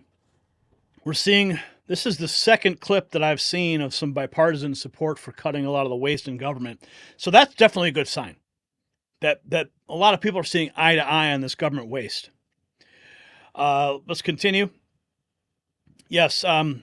Meanwhile, Biden had a fight with his teleprompter at the annual turkey pardon. And teeter tot. According to experts, Peach weighs 41 pounds and loves to eat hot dish and tater tots and cross-country skis.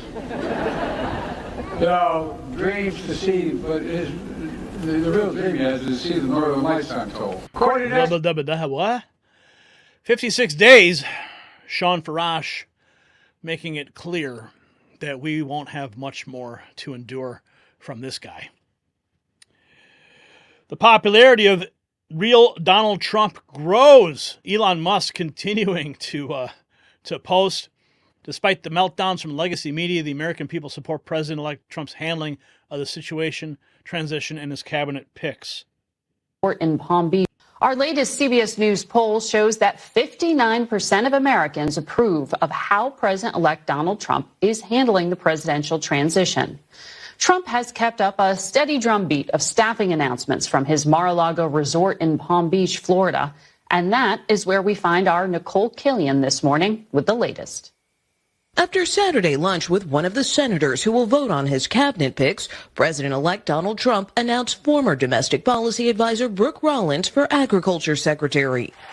One of his most highly anticipated selections was Scott Bessent for Treasury. If confirmed, the 62-year-old investor would be the first openly gay secretary to lead it and responsible for quarterbacking Mr. Trump's proposed policies on taxes and tariffs. The most beautiful word in the dictionary is tariff. A new CBS News poll shows a majority of Americans support imposing tariffs on imported goods, and more have an optimistic view of the economy since the election. Mr. Trump selected a pair of doctors to lead health agencies. Former Congressman David Weldon has promoted debunked anti-vaccine views and is being tapped to lead the Centers for Disease Control. Food and Drug Administration pick Martin McCary critiqued vaccine mandates during the COVID pandemic, and Project 2025 architect Russ Vought plans to reprise his role as White House budget director. Our polling also finds many of the president-elect's well-known designees have more support than opposition, including Robert F. Kennedy Jr., Tulsi Gabbard, and Pete Hegseth. Our lady debunked, they said. You heard that, right? they said debunked. Now, there is one appointment that's getting a lot of pushback, and it is the where is she? Okay, it is President Trump's pick for Surgeon General, Dr. Jeanette Neishwat. Now, I was following this. If you were following me on X, you saw a lot of my retweets and comments regarding what Liz Wheeler was posting. And one of my own friends made a comment about it that I felt was very disparaging about the pushback. And I believe the pushback is 100% valid. If you go back and review some of her videos during the pandemic, she was advocating for a lot of things that Fauci was pushing for, and what a lot of people were pushing back on. Now, here's where it gets interesting. Leo Terrell pushed back on Wheeler. And he said that she's really just interested in clicks and it's shameful. She's not interested in facts. And he says to trust President Trump's judgment. And he said that she failed to include this point in her hit piece that was with Tucker Carlson. So let's hear what this counterpoint is. Because this guy, Brian, says, Liz, please stop blackpilling. Many mistakes were made. It's important to note that the ones who came around. Okay, so did she come around? Let's listen. Of COVID. So in a story that's not getting enough attention, the CDC just voted unanimously to add the COVID shot to childhood immunization schedules. Some members of the panel at the CDC were wearing masks during the vote, even though they were inside on a Zoom call, to give you a sense of the caliber and emotional condition of the members of that panel. This decision will harm children. There's literally no question about that. Many states directly peg their vaccine requirements to the CDC schedule, and that means children will be forced to get this vax, which is unnecessary, scientifically unjustifiable, and dangerous, in order to get an education in this country. Now, the CDC denied our reporting on that. They lied and said that's not true, but it is true. It's absolutely true, verifiably true. Stop disease, can't stop transmission. People who want their children to receive this vaccine can, of course, give their children this vaccine. Why would the CDC put this on its schedule? Do you have any idea? Yeah, you're exactly right. Maybe profit. There's no good reason to have a vaccine that can't stop disease, can't stop transmission of disease on this scheduled vaccination. You know, Tucker, So she's pushing back, or at least she came around. So we're going to have to keep a even though we have all of these appointments, yeah, we can cheerlead a lot of them, but we still have to have our eyes open, our ears open, and we have to make sure we hold people accountable no matter what. Because we don't know, like, where these people are all coming from. From what I understand, this woman is married to people she's connected to and, you know, going to like the World Economic Forum or something like that. So, you know, you really have to look at these people. So if she does get confirmed, and we have to watch her and we have to hold her accountable if she starts spewing some nonsense that we disagree with, just like we did before. We've also got this, Mindy Robinson, taxpayer-funded crying sessions over Trump. What is going on? Representative Darrell Issa is demanding answers from Secretary Blinken regarding taxpayer-funded crying sessions held for State Department employees after Trump's election victory. Sounds like a job for the Doge. We also have this, Janet Yellen resigning abruptly, but this appears to have been debunked and unsubstantiated because the Treasury Department news release page would provide official notice. So we don't have anything related to that. We've also got this disinformation distributor, Daniel Goldman, you guys know who he is, says that despite the Constitution preventing Trump from running for a third term, it may still happen. They're still pushing this. Or dismiss this. You recently introduced a resolution to clarify the Constitution's two-term limit for presidents. Do you think that there's a serious push among Republicans to change federal law to allow Trump to run in 2028? Well, let me just give you the example that I just mentioned, which is that it appears to have been completely normalized that Donald Trump could either pardon himself or dismiss criminal charges against him if he becomes president. At one point, that was anathema, and everyone was like, oh, my God, that's crazy. That can't possibly be. It's the same thing now. This is how Donald Trump operates. He floats it. He normalizes it, and then it just becomes part of the common parlance. And so we wanted to lay down a marker to say and put everyone on record, Republicans included, that the Constitution is very clear that he cannot serve another term. And what my fear is that with him floating that, with some of his cabinet picks, which clearly are prioritizing political loyalists, that Donald Trump is well on his way to dismantling our government and the way that it operates. And we and Congress, the Republicans especially in the Senate, need to be a check and balance to ensure that our government continues to function for the people, not for Elon Musk and other billionaires. Oh, man. Really? Really, dude? So Elon Musk is gonna dismantle the government based on his own his own capitalist desires. We're finding out this here too. President-elect Donald Trump to appoint Kash Patel to either deputy FBI director or to a DOJ investigative role. That's according to Axios. The final decision has not been made. Trump still could change his mind, including by elevating Patel all the way to FBI director. And that is what everybody wants. Here we have this from Vivek Ramaswamy. Most federal workers don't physically show up, yet the cost of maintaining and providing energy for government office buildings is $15 billion a year, not counting billions more spent on office furnishings. The government owns 7,967 vacant buildings. This is nuts, and it sounds like a job for Doge. Oh, remember how Ellen fled to the United Kingdom? Not Pam Bondi posted this 23 hours ago. That justice is coming. I want to know why AG Garland and the Justice Department are so quiet on this tonight. You know, they're out there labeling parents domestic terrorists, yet they're saying nothing about this. And these documents were so slow to come out. Human trafficking is a multi-billion-dollar business in this country, and Jeffrey Epstein is dead, and Ghislaine Maxwell is in prison for 20 years where she belongs. And if people in that report are still fighting to keep their names private, Sean, they have no legal basis to do so unless they're a child, a victim, or a cooperating defendant by some chance against some potential case against Ghislaine Maxwell. And I think Mark Garagos, as a great criminal defense attorney, will back that up as well. So she has her eye on some of those lists. Trump plans to overhaul the FBI, Rogers to lead, and Patel as deputy. That was 4 days ago. We do not want Mike Rogers at all anywhere near the head of the FBI. Laura Loomer reporting that President Trump has endorsed Jimmy Patronis for Matt Gaetz' open congressional seat in FL1. Trump says Patronis has done a tremendous job as CFO. So you can, this goes back to what we were talking about with Matt Gaetz, and of course he was part of the, he was initially the nominee for AG. He took his, he withdrew his nomination. Pam Bondi was then appointed, and now he said he's not going to be in Congress any longer at all.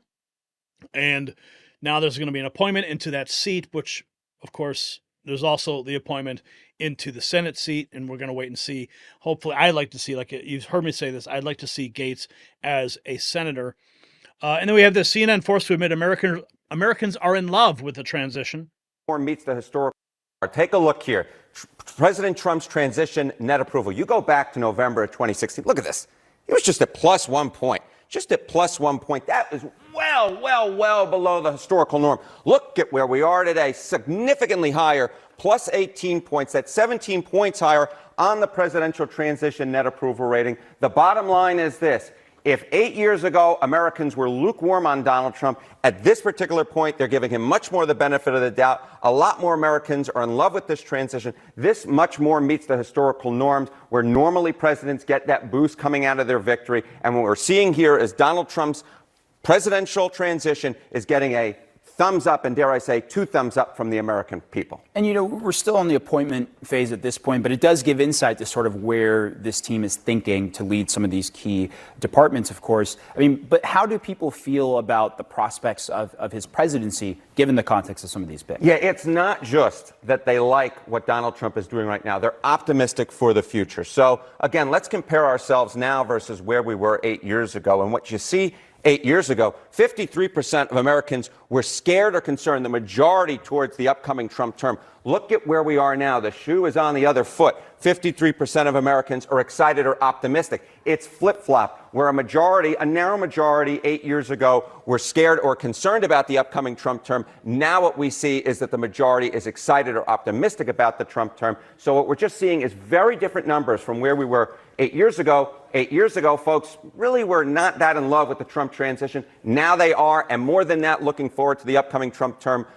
8 years ago, the majority were scared or concerned. Now the majority are excited or optimistic. Things are changing, and we might see Hulk Hogan running the Council on Physical Fitness. Great to run and Donald goes, our president, my president, said, you know something, Hogan? You'd be great to run the President's Council on Physical Fitness because you're 71. You still got that Trump pump on, brother, and it'd be great if you got all the kids in America in shape.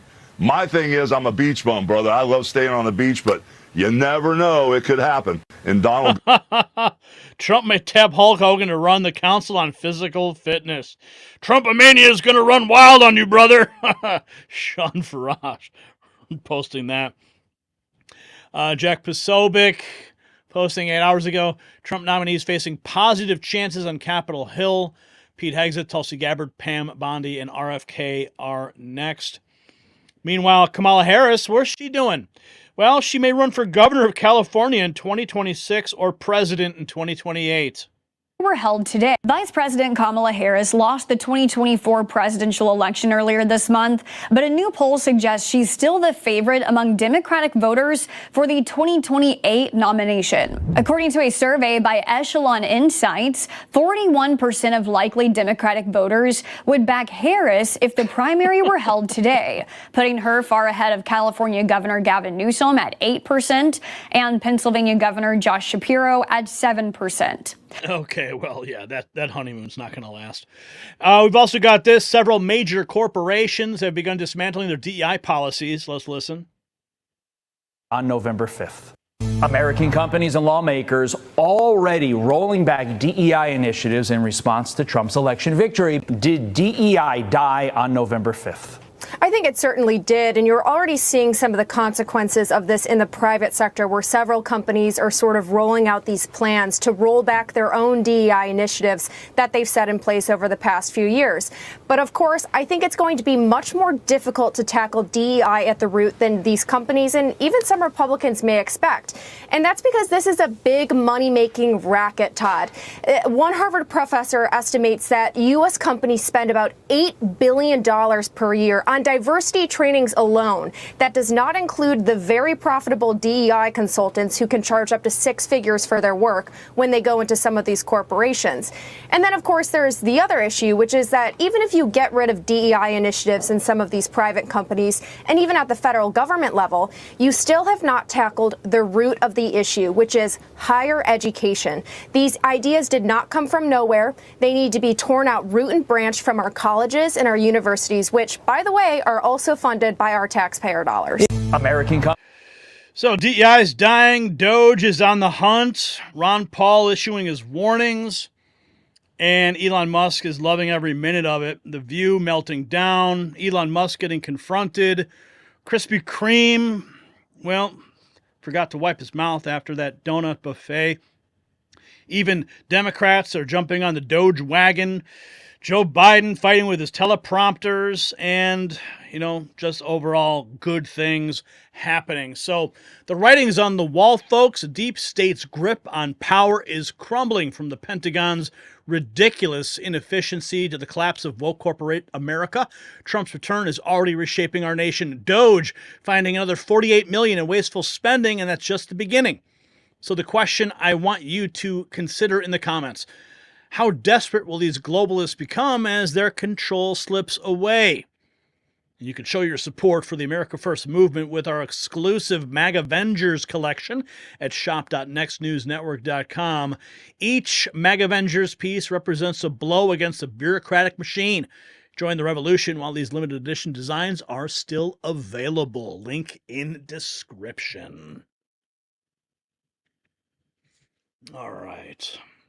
Let's see. I saw some super chats come through during that segment. For Ranger Xbox, $10.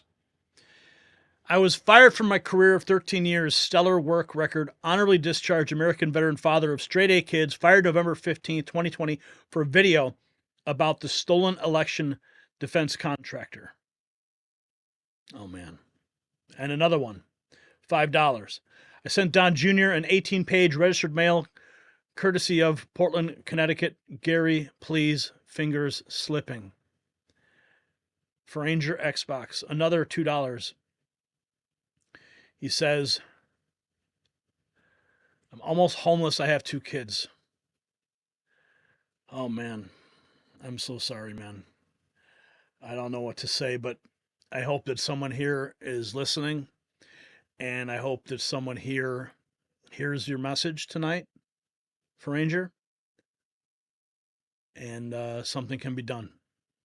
That's all I can. That's why this platform exists, And you're almost homeless, and you decided to, spend $17 to get this message out, and I hope that it was worth it. I hope that we can help you.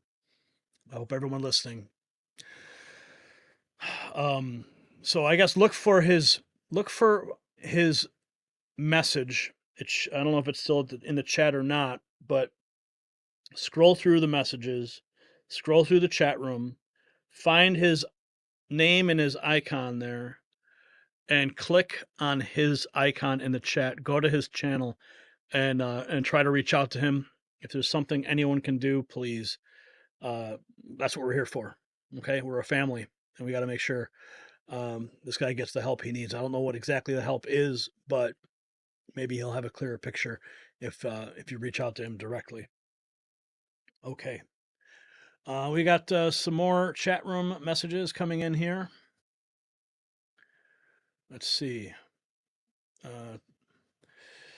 Dingo Booty, go south. Okay. Patrick Bellamere, the wicked flee when none pursue. Our boy, I have to keep refreshing. I lost the comments. Send them some crypto.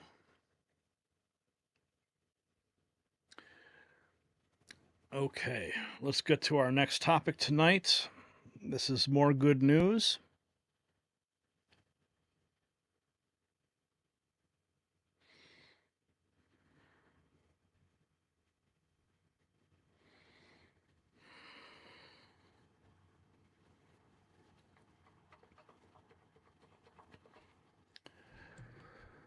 Ladies and gentlemen, the deep state's legal warfare against President Trump has completely collapsed.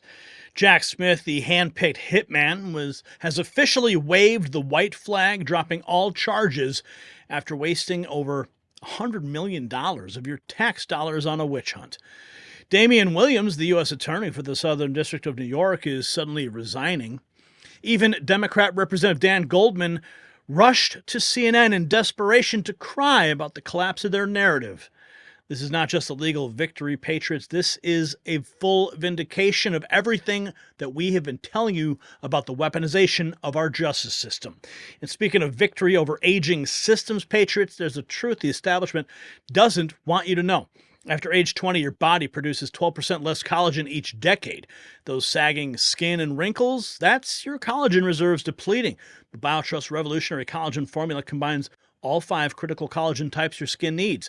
Unlike the failing deep state, this system actually works.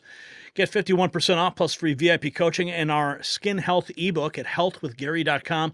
Fight back against Father Time while this special offer lasts. Linked in the description. Okay, so the big news that just broke today, NBC right there forced to report the bad news for them. Counsel Jack. This is an NBC News special report. Here's Lester Holt. Good day. We're coming on the air with breaking news about President-elect Donald Trump. The Justice Department special counsel Jack Smith just filed a motion to dismiss the federal criminal case against the president-elect over his efforts to overturn the 2020 election results. The news comes after NBC News learned the Justice Department had been planning to wind down its federal cases against Mr. Trump. It also comes as NBC News learned that Smith and his team plan to resign before Mr. Trump returns to the White House. Maybe they should just report to prison. I think that would be good. The Department of Government Efficiency, I think there's a parody account. Federal judge officially dismisses Jack Smith's election interference case against Trump. Yes, they spent over $50 million of your taxpayer money on Jack Smith's witch hunt. That's how much it costs. Donald J. Trump, he responded 7 hours ago. This is his exact words. These cases, like all other cases I have been forced to go through, are empty and lawless and should have never been brought. Over $100 million of taxpayer dollars have been wasted in the Democrat Party's fight against their political opponent, me. Nothing like this has ever happened in our country before. They have also used state prosecutors, district attorneys such as Fani Willis and her lover Nathan Wade, who had absolutely zero experience in cases such as this, but was paid millions, enough for them to take numerous trips and cruises around the globe. Letitia James, who inappropriately, unethically, and probably illegally campaigned on getting Trump in order to win political office, and Alvin Bragg, who himself never wanted to bring the case against me, but was forced to do so by the Justice Department and the Democrat Party. It was a political hijacking and a low point in the history of our country that such a thing could have happened, and yet I persevered against all odds and won Make America Great Again. 19.5 million views on that post from Donald Trump. And then we have this breaking news, making it official. U.S. Attorney for the Southern District of New York, Damian Williams, is resigning on December 13th. He's presided over many major cases, including the current RICO case against Diddy. He's the first African-American to hold that position. Oh, I wonder why. So Judge Chutkin is ordering the Trump case dismissed. And Jack Smith, of course, yes, he does, belongs in prison. We have this, Jack Smith dropping election interference. Here's Fox's coverage of it. After almost 2 years of this Jack Smith saga, things seem to be ending for him. We just need the judge to sign off on it. After thousands of pages and hundreds of hours of interviews, it comes down to just 6 pages. Jack Smith, the special counsel, asking Judge Tanya Chutkin to dismiss this superseding indictment. This is the election interference case in Washington, D.C., where Donald Trump was charged with trying to overturn the results of the 2020 presidential election. Ultimately, Smith says that DOJ does not prosecute sitting presidents. You know, I'm just exhausted just looking at this. And as I'm watching these clips and I reflect on just how much time we spent covering every single beat of these attacks. And you know, I'm here reading, processing, and presenting news, and I'm exhausted. And here we are finally at the end of the road of these attacks. And like, but I feel like even my little whining, my complaining about, you know, being exhausted covering this. I know you are too, having to follow it and listen to it and process it yourself and then react, and the emotional investment that we've all had in these cases. But what about Trump himself? I mean, that guy getting just railroaded through courtroom after courtroom after courtroom, phony case after phony case after phony case, and everything's just getting dropped. Everything is collapsing. You know, like I said, I'm sitting here like complaining, not complaining, but like just reflecting on the exhaustion and time invested and the pain. But the man himself having to go through all that doesn't even compare to what, you know, you and me in our lives having to go along with it. You know what I'm saying? Do you feel what I'm saying here?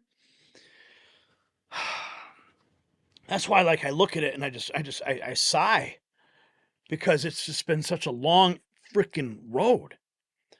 And thankfully, the judge signed off on it. It's over. It's over. And of course, Representative Dan Goldman is crying on CNN for his own reasons. I think it is a shame for justice in this country. It establishes that Donald Trump is above the law. The Supreme Court put him above the law in that opinion that Paula just mentioned. But now he appears to escape full accountability for what were crimes charged by a grand jury. And I would just add one other thing that we ought to pay close attention to. We cannot normalize the fact that Donald Trump, as the president-elect, should not be held accountable for crimes that he committed before. I think it is. Dude, just shut your pie hole, dude. That guy has been a thorn in our side. Here's more from Fox on this. David Spahn. I'm sorry, where are we going? John, I'll jump in here. We've got some breaking news out of D.C. David Spunt reporting right now. Special counsel Jack Smith is seeking to dismiss the Trump election interference case in Washington, D.C. We should note that this was expected. We've been reporting for a few weeks now that this would happen since the DOJ cannot prosecute a sitting president. Today, this news brings us one step closer to this case formally being dropped. The judge is going to need approval for this before anything is officially dismissed, as David's reporting, and that could come as soon as today. I believe David Spunt is up now. He's got this news for us. David. Well, hey, Sandra, after almost 2 years of this Jack Smith saga, things seem to be ending for him. That never happened, so he's asking to dismiss this case. Separately, we're waiting to see if and how he's asking to move forward in the documents case in Florida. Now, you may say that case was dismissed this summer, and that's true. It was dismissed this summer. However, Jack Smith, at the time, he didn't know Donald Trump was going to win, and he filed an appeal with the 11th Circuit Court. Well, he didn't know if he was going to win. The whole thing was designed so he wouldn't win. That's what they were banking on. All these cases were all predicated to disrupt and interfere in the election directly from the head in the Department of Justice in coordination with the Biden White House. I mean, they all had meetings up there. They were all colluding, you know, and Trump won, and the party's over for these guys. appeals in Atlanta. We're told that he's also going to be filing something soon, winding down that case as well. So as of now, these cases are not officially dropped yet, but Smith is asking Judge Chutkan, who's expected to move along with it, and say, well, he did. Chutkan did. Okay, bottom line is we know that he did. What else have we got here? Sebastian Gorka, deep state hitman surrenders. Jack Smith dropping all charges. Can't stop the winning. Here's ABC News reporting on this. They write specifically in this filing, and it's important that that prohibition, the prohibition, of course, being that you don't charge a president-elect or a sitting president. Now, I want to make a point here. This is from Libs of TikTok. ABC reporting on Trump's January 6th case dismissal. Trump team, she says the Trump team will attempt to spin this as a victory for the rule of law. Okay, let's start over. They write specifically in this filing, and it's important that that prohibition, the prohibition, of course, being that you don't charge a president-elect or a sitting president, that prohibition is categorical and does not turn on the gravity of the crimes charged, the strength of the government's proof, or the merits of the prosecution, which the government stands fully behind. So while the Trump team will attempt to spin this in the statements, in this statement and in any future statements that they make as a victory for the rule of law and a victory for them, we should obviously remind our viewers that this isn't the government saying they don't stand by their case. They're saying they fully stand behind the evidence that they have. They fully stand behind the case. But because Trump won the election, this can't move forward. Okay, well, you can say all you want. We all know the truth behind it. You guys are just, terrified of what will happen. Okay, we got some other, this is another take. News has learned special. This is an ABC News special report. Good afternoon. I'm Diane Macedo. We're coming on the air because ABC News has learned special counsel Jack Smith is officially moving to drop the January 6th election interference case against President-elect Trump. He's also expected to move to dismiss the classified documents case against Trump, possibly as early as today. This is an ABC News. Bye-bye. Okay, so National Pulse is also reporting this. This is an interesting development. And in light of all this, same day, District New York attorney resigns abruptly ahead of Trump return. Damian Williams, okay? And the question is, what's up with this guy, Damian Williams? What's his connection to the Diddy case? He was supposed to be in charge of that. Now he's backing out. There's a lot of questions that are being raised. So Jack Smith filing his motion. SDNY attorney resigns. Trump taking a victory lap, and the deep state squirms, leftists freaking out, as you can imagine. But at the end of the day, this is the picture that speaks 1,000 words. Donald Trump wins again. So the evidence is overwhelming, folks. The deep state threw everything they had at President Trump. Corrupt prosecutors, weaponized courts, politically motivated charges, and they failed spectacularly. From Georgia to New York to D.C., their house of cards is collapsing. So the question I want you to answer in the comments: how many more politically motivated prosecutions will they attempt before Trump's inauguration? Or even after? Are we going to see another impeachment on day one? I certainly hope not. But never underestimate a dying deep state. But we can celebrate this historic victory with our bold new MAGAvengers collection at shop.nextnewsnetwork.com. Each piece commemorates this massive win for the rule of law and the defeat of the deep state's legal warfare. Wear your support for truth and justice while these exclusive designs last. All right, folks, where are we at? Let's see. Comment section. Let's go to the comment section. Okay. I need Trump to open up a civil rights case against university where I'm from, says Chief Muncie. Dane says chaos is coming. What's up, Pothead Kenny? Yepers. Our boy, thanks, Gary and Angie and Brian. They had show trials in the USSR and Germany. Yep, they're already packing the court. They're trying to. Let's see. They'll likely try it all, says Sure You. Sure Obama and Hakeem will have a hissy fit. Of course they will. That's what they do best. Lib women look like thumbs, says Gates. That's funny. Okay, let's take a look at the latest news from the top of the feed. Okay. All right, Brian, bring up the triple box with me. Which one is that? I think do I see it? Yeah, there it is. Okay. What is this? Scott Ritter reveals Putin's unexpected move. All right. Texas speech back then was hilarious. Okay. All right. Who should be nominated to be the next director of the FBI?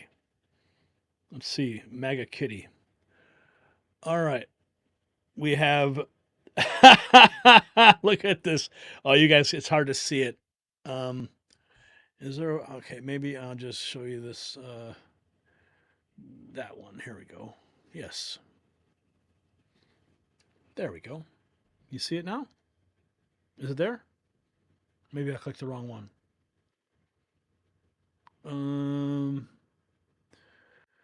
The raw feed. It's the place to be. Live show. Got time to kill. Breaking news. It's a thrill. Let's see. Where is it? Here's what I'll do. I'll just bring this up while Brian fixes it. So the feed says who should be nominated in the next director. Kashyap Patel, Kash Patel, Mr. K. Patel, Kashyap P. Patel, Esquire. I'll just go with Kash Patel. 87%. That's funny. Lara Logan, she says, here is, let's see, where is that? Which is the clip? Which is the one? Is it this one? This one. Xfeed Big Chat. Yeah, that's the one. Okay. Here's a fairly good guide to who the deep state likes and who they don't. When it comes to Trump's cabinet picks, they're being attacked by the media. If they're being attacked by the media, they're not owned by the deep state. If not, that's a really good litmus test. Without question. That is a good litmus test. Because if you have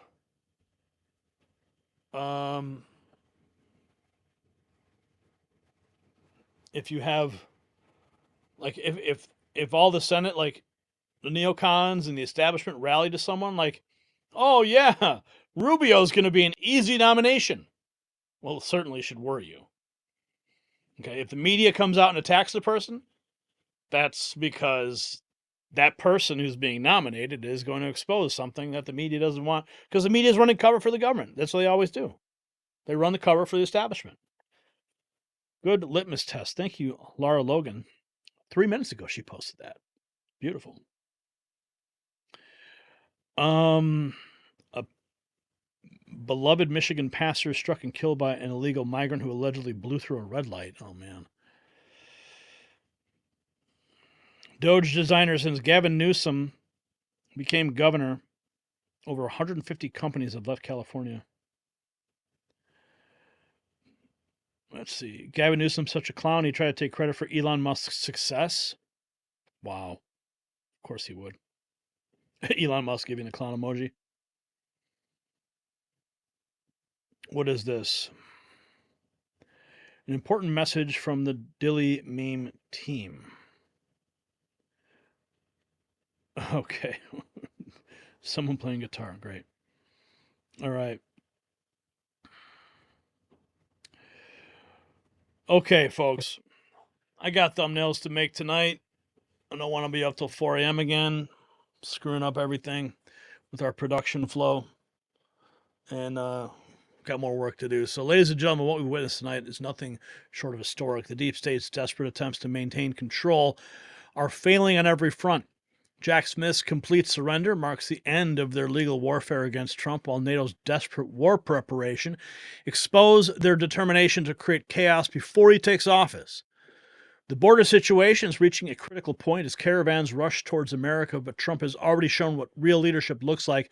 One phone call got more results than 2 years of Biden's intentional crisis. Meanwhile, Elon Musk's potential MSNBC takeover could revolutionize the media landscape more so than he's done with X, finally breaking the legacy on the mainstream media's grip on information. And the evidence of our victory is everywhere. Doge continues to expose billions in wasteful spending. Major corporations are abandoning their woke agenda, and Trump's transition team is taking place with patriots who will help drain the swamp once and for all.